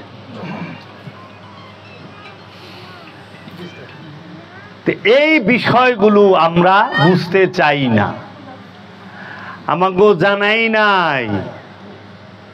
আমরা খালি আজগুবি শরীফের গল্প, সেদিন এক মৌলানা সাহেব ওয়াজ করতেছে, ইমাম শাফি 2.5 বছর মার পেটে আছিল। কি কয় না কয়, ইমাম শাফির কথাই তো গুলো মনে নাই কি কা। ইমাম আবু হানিফা আছে দেখা, উনি আসেই নাই, উনি 2.5 বছর মার পেটে অপেক্ষা করছে। আল্লাহ রে আল্লাহ, কয় কি এইটা কি সম্ভব? 2.5 বছর মায়ের গর্ভে থাকা। অহংকার বলা 6 মাসই থাকে না, 7 মাস থাকে না। এগুলো কইরা আমাদের ইসলামটাকে, মুহাম্মদী দর্শনটাকে একদম হাদিস বানায় দিছে। মাথার আদাত উপরে সূর্য থাকবো, মস্তক টকবক টকবক ঘিলু টকবক টকবক কইরা বলকাইব, গইল্লা গইল্লা পড়বো, আর আপনি কইবেন পানি পানি পানি। এখন বাড়ি লাগলে স্মৃতিশক্তি হারায় যায়, আর গিলু বলে বল খাইব, গইলা গইলা পড়বো। মাথার আদাত উপরে সূর্য, পাগলে ধরছে যেহেন আছেন থেকে আদাত নামলেই তো বাপ রেখে যাবো গা শরীর মানে। এই যে জিনিসগুলোকে আমরা কখনোই ধরি না। সত্যিকার ইসলাম দেখেন, আমি যাদের নাম বললাম তাদের দ্বারা জগতে শান্তি আসছে, আসছে না? খাজা বাবা সুলতানুল হিন্দ খাজা গরিব নওয়াজ 92 লক্ষ মুসলমান বানাইছে। ইউরোপ আমেরিকায় সবচেয়ে বেশি যে কিতাব চলে সেটা হলো মসনবী, জালালউদ্দিন রুমির লেখা। মসনবী যদি আপনি পড়েন ফার্সি ভাষাতে লেখা, আসলে বাংলা থাকলে আপনি দেওয়ানা হয়ে যাবেন গা। দয়ালের দয়ায় আমি একটু যে উর্দু আরবি সম্পর্কিত অভিজ্ঞতা আছে। আমি এই মসনবীগুলো উর্দুতে দেখি, শুনি, আরে কিচ্ছু ভাল লাগবো না। আপনি দেওয়ানা হয়ে খোদার প্রেমে পড়বেন না মানে, রসুল প্রেমে পড়বেন না মানে, মানবের সেবা করবেন না মানে, সৎ হইতে বাধ্য। সৎ লোকের সঙ্গ করলেছেন সৎ হইবেন, পাগলের সঙ্গে গেলেছেন পাগল হইবেন। অনেক মতলবালির সঙ্গে যায় পাগল হইবার চায়। গেছি মতলবালির লগে, কই আল্লাহ দিওয়ানা বানাও, চলতাছ মতলবালির লগে, দেওয়ানা কই থেকে হইবা? ইমাম গাজ্জালি তিনি লিখেছেন যে কিতাব, সেই কিতাবেরই পড়েন। তো কাজেই এই বিষয়গুলো ওলি আল্লাহ ছাড়া ইমান কি ইসলাম কি কিচ্ছু বোঝা যাবে না। ওলি আল্লাহরা কখনো ইসলামের দোহাই দিয়ে ক্ষমতায় যাবার চায় না। কয় মুখে শেখ ফরিদ বগলে ঈদ। আপনি দেখেন ওয়াজের নমুনা কিনা, জিহাদ করতে হবে, এই করতে হবে, জিহাদ জিহাদ জিহাদ। লাস্টে কয় কি, আগে দেশে খেলাফত প্রতিষ্ঠিত করতে হইব। এই যে আয়া বসে রাজনীতির মধ্যে, জিহাদ রাজনীতির জন্য নয়, জিহাদ আত্মশুদ্ধির জন্য। প্রতিটা মানুষ যদি আত্মশুদ্ধি লাভ করে, ওইখানে সরকারের দরকার আছে, পুলিশের দরকার আছে। নিউজিল্যান্ডের জেলখানায় বলে তালা জং ভরে যায়, পেপারে নিয়ে বললাম। পরে নরওয়ে থেকে কিছু আসামি কর্জ আনছে, যে আমাকে কটা আসামি দেন, জেলখানাটা সচল থাক। পরে হেরা কটটিরে দিছে, হেটিরও সাজার ম্যাচ শেষ, আবার জেলখানা বন্ধ হয়ে গেছে। আর আমরা কি চিজ রে বাবা, নামাজ পড়বার গেলে মসজিদে আমাকে টেনশন থাকে, জুতাটা নিল হয়ে গেল, মোবাইলটা নিল হয়ে গেল, মানি ব্যাগটা নিল হয়ে গেল, মার্কেটে গেলে টেনশন, মসজিদে নামাজ পড়ে যাম হেনে টেনশন। নিরিক বর্জক জুতার দিকে জায়গা লে যায় তো অহন্তরিত ওয়াজ করে জুতা চুরি থামাই পারলাম না। মেরাজে যাইব কবে? ওয়াজ শুনে তো জুতা চুরি থামতাছে না, থামতাছে মোবাইল চুরি থামতাছে না। তাহলে এই জিনিসগুলোর মধ্যে জোর দেই। সব জায়গায় আমরা টেনশনে থাকি কেন? আমাদেরকে বানায় ভালাইছে। ফকির রাজনীতি করে না, ফকিরের জন্য রাজনীতি হারাম। ফকির যদি ভিক্ষা দেয় ওইটা বাদশাহী। খাজা বাবাই ভিক্ষা দিছে মোহাম্মদ গুরিরে বাদশাহী। খাজার ভিক্ষা, ফকিরের ভিক্ষা। বাবা শাহজালাল ভিক্ষা দিছে ফকিরে, সুলতান গিয়াসুদ্দিন আজম সারে ভিক্ষা। এই সিলেট সাম্রাজ্য যা রাজত্ব কর। অনেক ফকির যারা নিজেকে দাবি করে হেরাই দি এমপি সাহেবের পিছে পিছে দৌড় আছে। ডাল মে কুচ কালা হ্যায় না, ফকির ফকিরি, ফকির বয়া থাকবো। আর ফকিরের অনুসারী যারা, তারা কি করবে? একবার সবুরের দেশে বয়নারে দম কষে উঠিস না রে ভেসে পেয়ে যন্ত্রণা, কারো রবে না এ দন জীবন ও যৌবন, তবে কেন মন এত বাসনা। সবুরের দেশে ফকিরের অনুসারী বৈশা থাকবো। কে আইব ফকিরের অনুসারীরে টাচ দিবার? যাই না হুই না বিষ কান্দে লইব। যে মুরিদ তার মুর্শেদের ধ্যানে সর্বক্ষণ থাকে, যদি তাকে কেউ গালি দেয়, তার মুর্শেদকে গালি দেয়, তার মুর্শেদকে যদি গালি দেয়, সে যায় তার মুর্শেদকে গালি দেয়। এইভাবে যাইতে যাইতে একেবারে মহানবী পর্যন্ত যায়। মহানবীরে গালি দিলে আল্লাহ ছাড়বো তারে? অলির মুরিদ যদি সে ধ্যানী হয়, সলাতি হয়, দায়েমি সালাতের মধ্যে থাকে, তারে যদি কেউ আঘাত করে, তার মুর্শিদ তারে ছাড়বো না, খায়া ভালাই দিব, ধ্বংস করে হালাই দিব। চিনে না তো। এর লেগা আমরা যেন মুর্শিদের ধ্যান করি। আমাগো অন্য কোনো শক্তি লাগবো না, আমার দয়ালি আমার শক্তি। আয়ো আয়ো। বাবা সারমাস্তের কল্লা কাটছে, মুঘল সাম্রাজ্য ধ্বংস করে দিছে সারমাস্তে। কই সেও কাটনের আগে সারমাস্ত উলঙ্গ থাকতো। বাবা সারমাস্ত মৌলবীর কথায় উলঙ্গরে কাপড় পিন্ধায় নামাজ পড়াইবার ঢুকাইছিল। তো মৌলবী যখন সূরা কেরাত পড়ে, বাবা সারমাস্ত তার দিব্য দৃষ্টি দিয়া দেখে মোল্লার নিয়ত হইল রাজা তারে এনাম দিব, পুরস্কার দিব। তখন সারমাস্ত কইছিল, তোর মনের নিয়ত আমার পায়ের নিচে একটা গালি দিয়া। তুই যে মনের নিয়ত আজকে সুন্দর কেরাত পড়তাছি, আমারে বাদশাহ সে একটা মুক্তার মালা, মনির মালা ফেকে দিব, ঘরে জুয়ান মাইয়া বিয়া দেয়া পারি না, টাকার অভাবে মেয়াগো বিয়া দিমু। সারমাস্ত দিব্য দৃষ্টি দিয়া চায় দেহে তোর মনের মধ্যে সম্পদের চাওয়া। তখন সে বলছে যে তোর নিয়ত আমার পায়ের নিচে। এই কথা করে ধাক্কা দেওয়া বাইরে গেছে মসজিদ থেকে। তখন ওই সময় একটা গালি দিছিল, এইভাবে বলছিল উর্দুতে, সোয়ার কা বাচ্চা তেরি নিয়ত মেরি কদম কা নিচে। তোর নিয়ত হইলে আমার পায়ের নিচে। তুই কি কস? যখন রাজার সামনের থেকে বাইরে গেছে, নামাজের থেকে বাইরে গেছে, ইমামের থেকে বাইরে গেছে, তখন ফতুয়ায় কি কয়? কয় ফতুয়ায় ওয়াজিবুল কতল, কতল করা ওয়াজিব। কয় হ্যাঁ হ্যাঁ, হুকুম তামিল কি যায়। যা তখন হুকুম তামিল করবার গেছে, সারমাস্ত বাবা এক হারায় গেছে। তখন জালালি ভাবে আইসা বলছে বাদশাহ ঔরঙ্গজেবকে, আগার সারমাস্ত গয়া তো দিল্লি গয়া। যদি সারমাস্ত চলে যায় দিল্লি চলে যাবে, দিল্লি থাকবো না। সুলতানুল হিন্দ খাজা বাবায় দিল্লি দিছিল, আর সারমাস্তে কাইরা লয়ে গেছে। দিছে অলি নিছে অলি। অলির লোকে বাহাদুরি, অলির লোকে বাহাদুরি চলে না।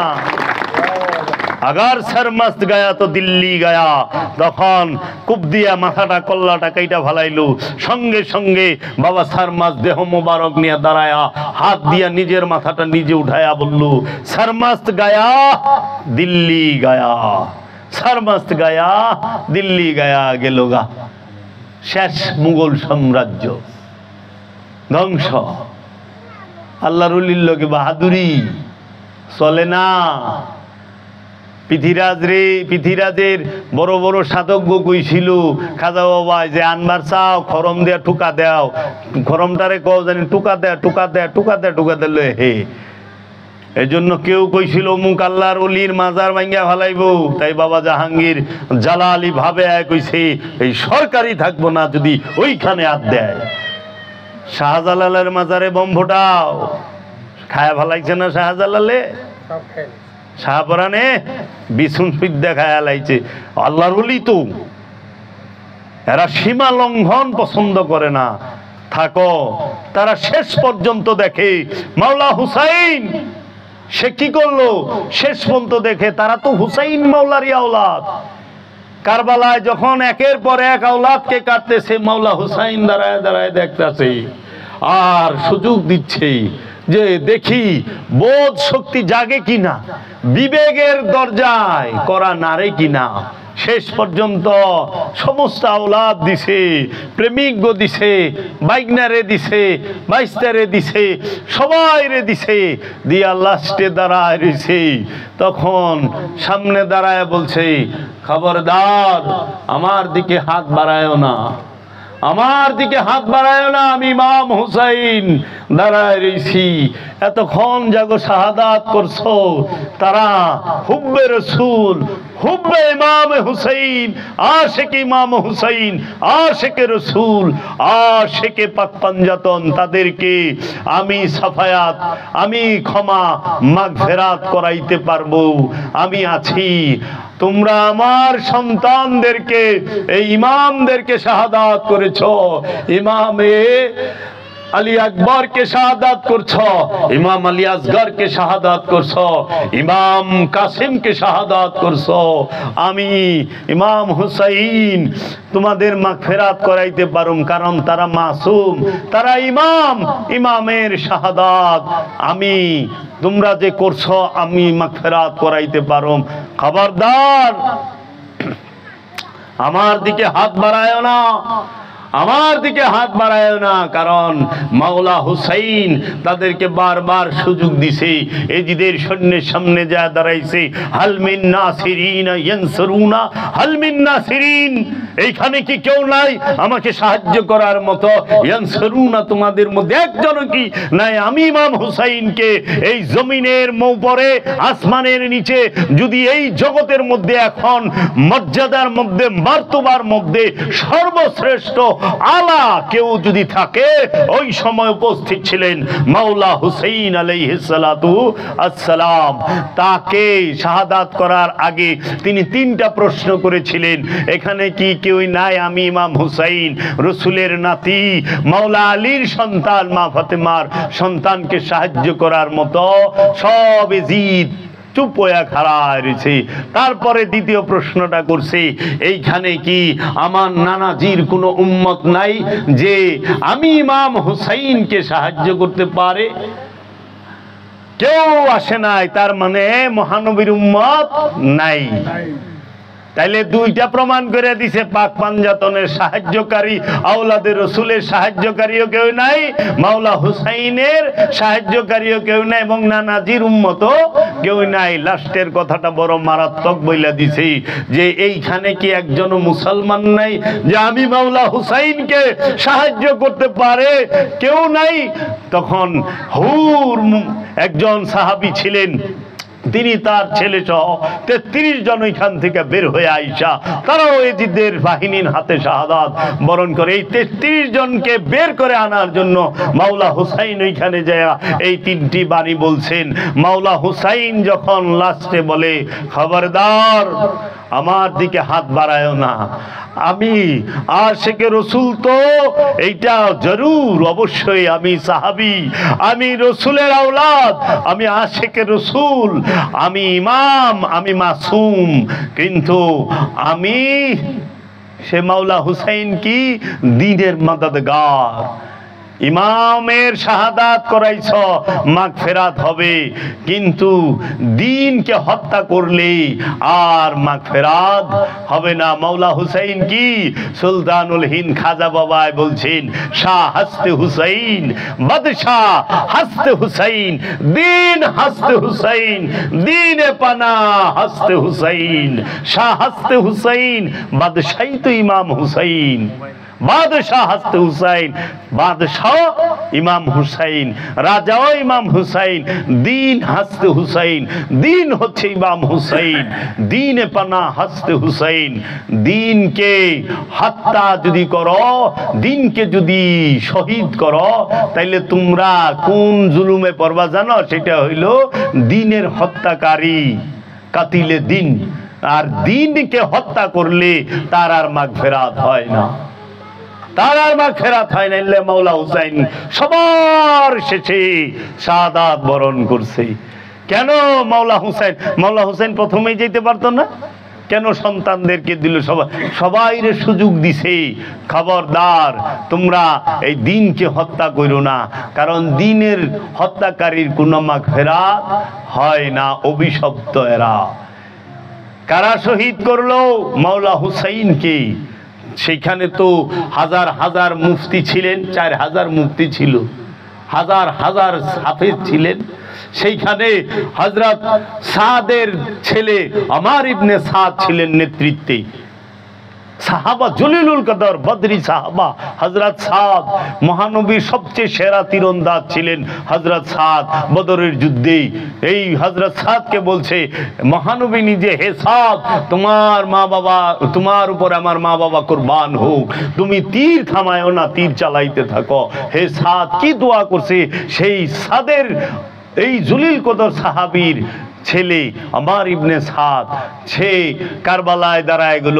সেই রসুলের নূরের আওলাদ, সেই রসুলের দৌহিত্র, সেই রসুলের ছেলে, নূরের ছেলে। কোরআন মতে আল্লাহ বলছেন, এই কোরআনের দলিলে মাওলা হুসাইন হচ্ছে মহানবীর নূরের সন্তান।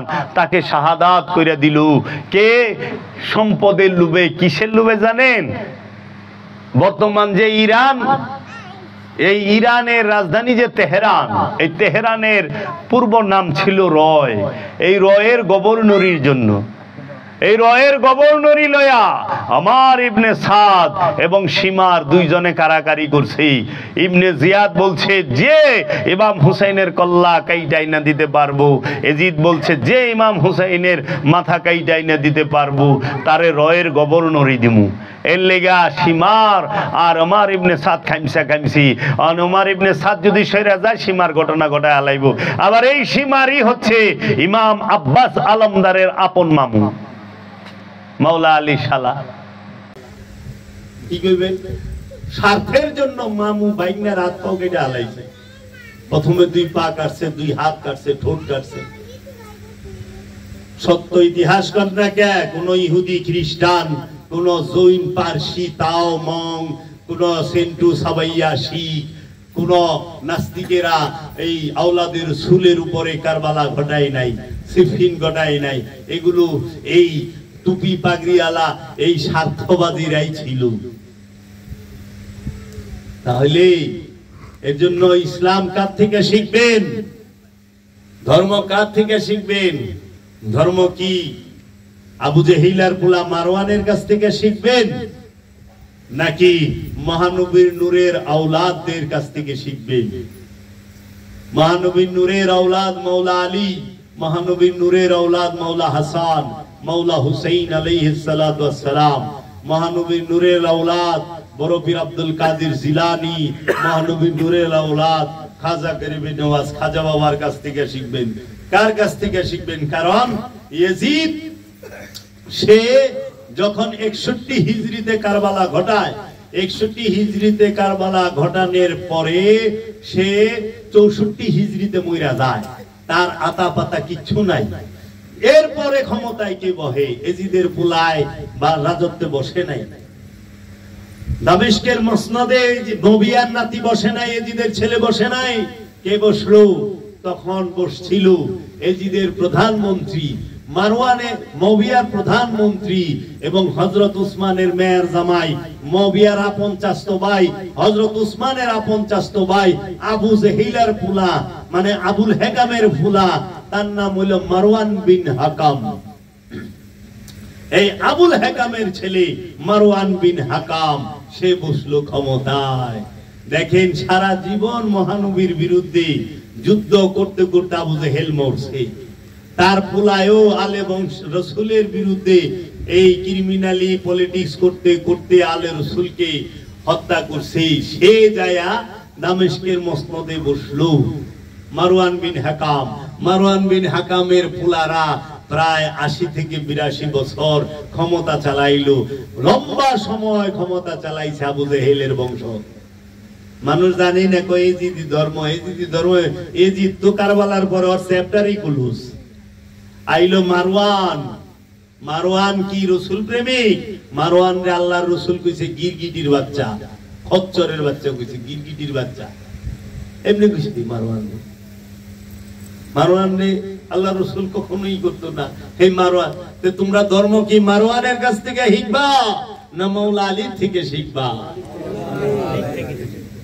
সমাজে মারওয়ানের ধর্মই তো প্রতিষ্ঠিত হয়ে রয়েছে রাজ শক্তি লইয়া, কারণ তার কাছে রাজ ক্ষমতা, সম্পদ, অর্থ কোনো কিছুর অভাব নাই, তেলের টেকা, কত কিছু।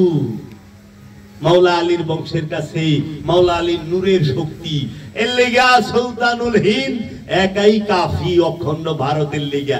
কত জনে কাকা কাকা কথা আছে, না গিলাপ থামায় পারে? গিলাপও থামে না, মহিষও থামে না, গরুও থামে না, খাসি থামে না, থামে? এই যে কত ওয়াজ করবার সে দিয়েন না, দিয়েন না, কোনো লাভ নাই, দিয়েন না, দিয়েন না, দিয়েন না, নে ডুল বাইরে দে বাইরে দিলে যাবে কই যান দয়ালের ভাই দিয়ে শিরিক শিরিক কই এইটাই তো করবার আইছি, শিরিকটাই করবার আইছি। আপনি তো ইমানদার থাকেন। ওলিদের কাছ থেকে ইসলাম শিখতে হবে, ধর্ম শিখতে হবে। মহব্বতের কাছ থেকে মহব্বত শিখবা, পাথরের কাছ থেকে মহব্বত কি শিখবা? পাথর সারাদিন চাটলে পিপাসা মিটবো, যাও জিবলা ভিজা ছিল ওটাও হুগাই যাবে। এর লেগা বরফের মধ্যে যদি চাটন দাও তাও পিপাসা মিটার চান্স আছে। পানি লাগবো পিপাসা মিটাইতে, এই জন্য খালি গিয়া গ্লাস পিপাসা নেহি বুঝাতে, प्यास नहीं बुझाते, खाली ग्लास, গ্লাসে পানি লাগবো। এর জন্য আমরা ওলিকে মানবো, ওলিকে ভালোবাসবো। সওয়াব অর্থ কল্যাণ, আর রাসূল হইল রহমত। রহমত থাকলে আমার লগে আমি সওয়াব দেখি গুরু, আমার লগে তো রহমত রয়েছে।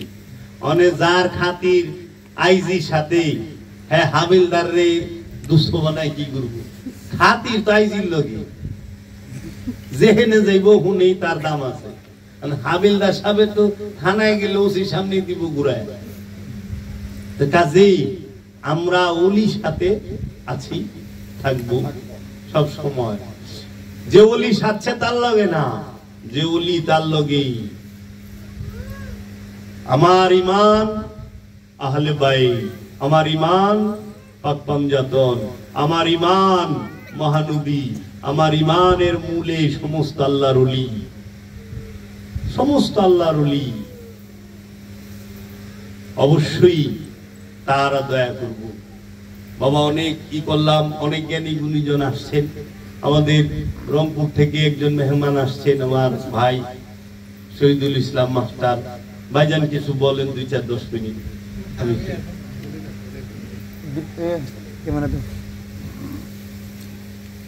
অনেক জ্ঞানী গুণীজনই আসছে।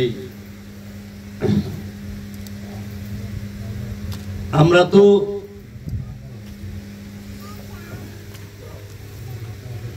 প্রেমের বাজারে কালামে কয় ইউসুফের রূপ বিক্রি করবার লেগে জুলেখা বাজারে গেছে, কেউ খরিদ্দার নাই, লাস্টে জুলেখা নিজেই কিনে নিছে প্রেমের বিনিময়। ইউসুফের রূপের খরিদ্দার হইল জুলেখা। এর লেগে একজন শায়ের বলছে, जिस पर जुलेखा आशिक हो जाता है उसी को यूसुफ कहते हैं। जार रूपेर ऊपर जुलेखा देवाना होया जाए, पागल हो जाए ताकि यूसुफ बोले। और जिस पर खुदा आशिक हो जाता है उसी को मोहम्मद कहते हैं। হয় যার রূপের উপরে যার উপরে আল্লাহ নিজে দেওয়ানা তাকেই মোহাম্মদ বলে আরে সেই মোহাম্মদ সাল্লাল্লাহু আলাইহি ওয়াসাল্লাম বলে এই মোল্লার মতো নাউজুবিল্লাহি মিন যালিক হ্যাঁ কি কয় না কয় আল্লাহ যার দেওয়ানা যিনি চাদর মুড়া দিলে আল্লাহ ডাক দেয় ইয়া আইয়ুহাল মুজাম্মিল হে চাদরে ঢাকা আল্লাহ চায় সে দুষ্ট চাদর গায়ে দিয়েছে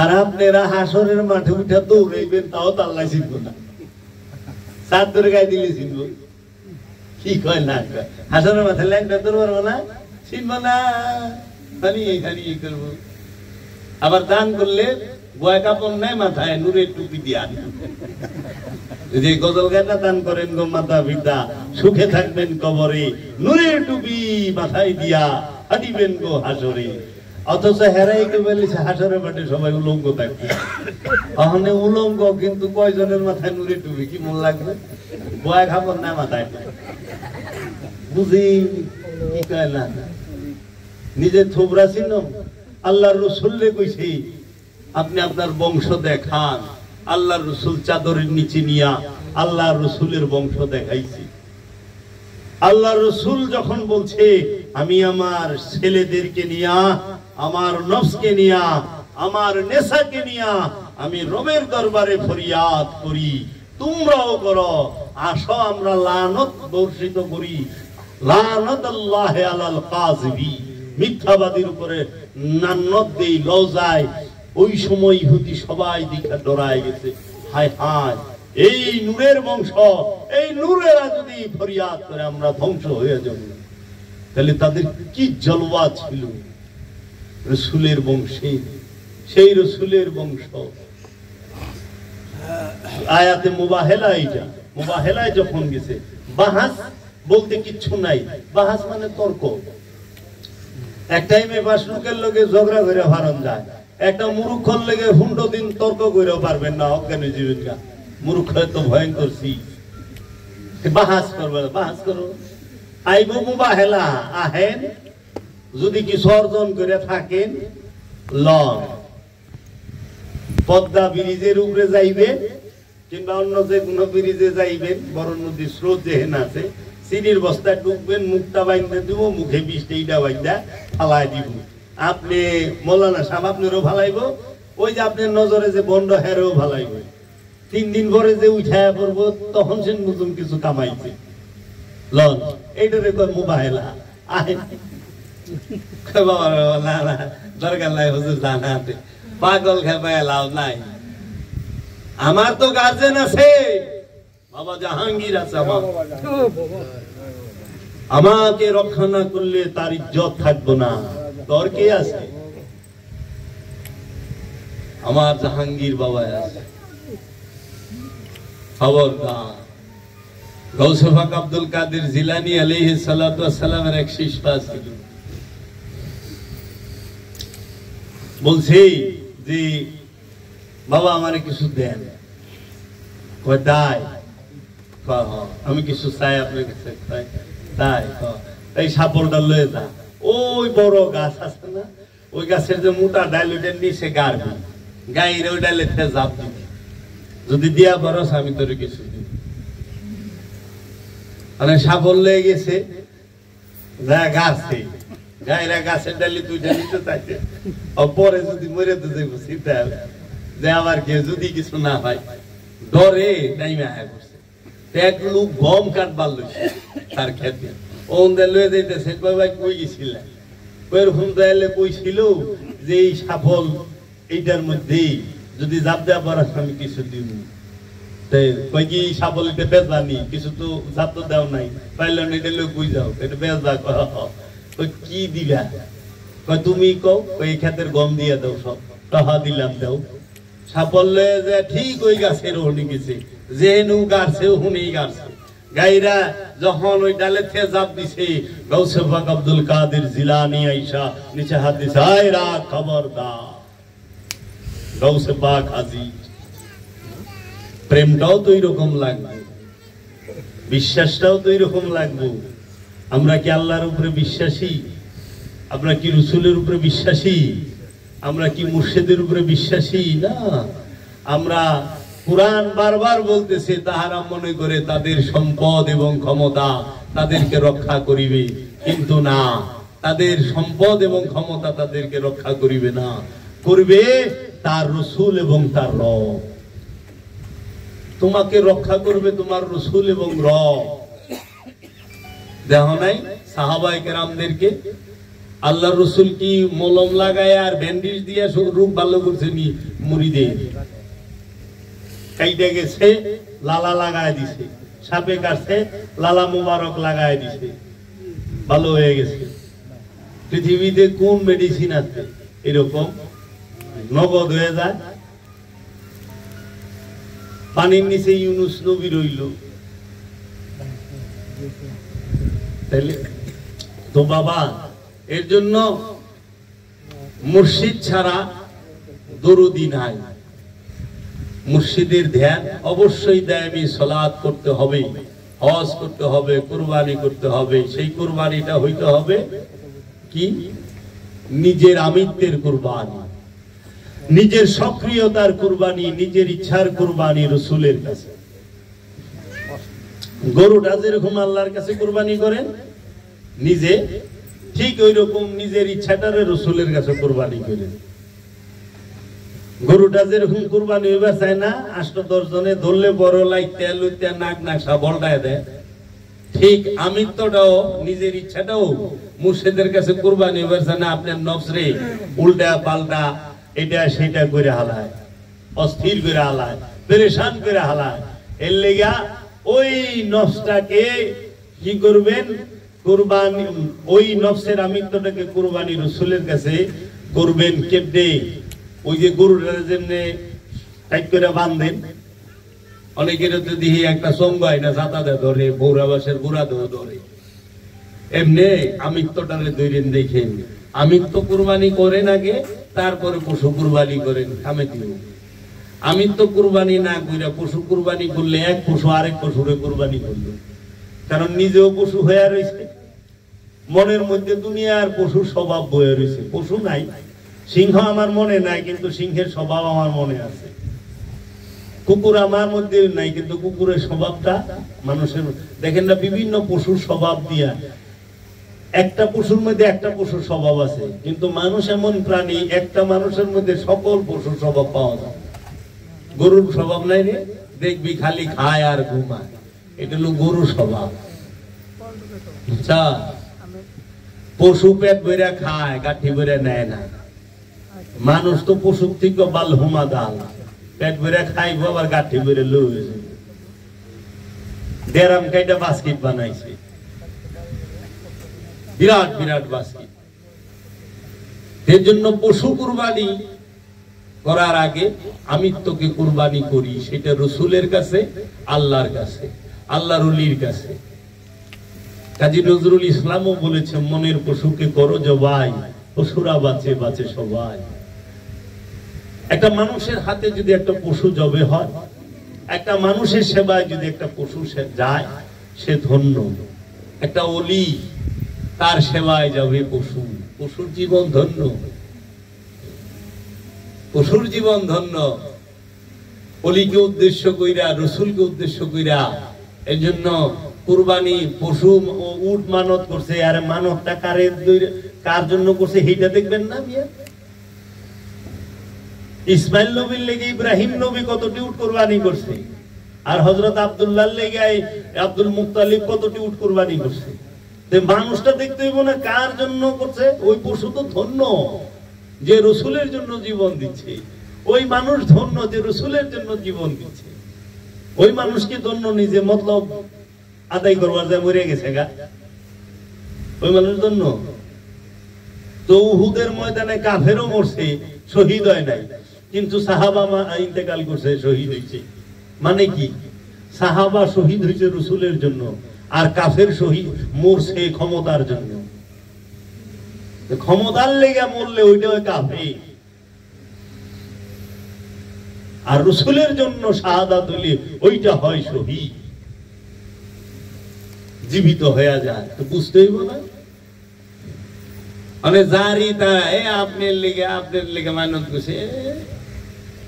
যাই হোক বাবা, অনেক কথাবার্তা বললাম আমাদের। और या मोहम्मद रोज अजल से, या मोहम्मद रोज अजल से मैं तेरा दीवाना।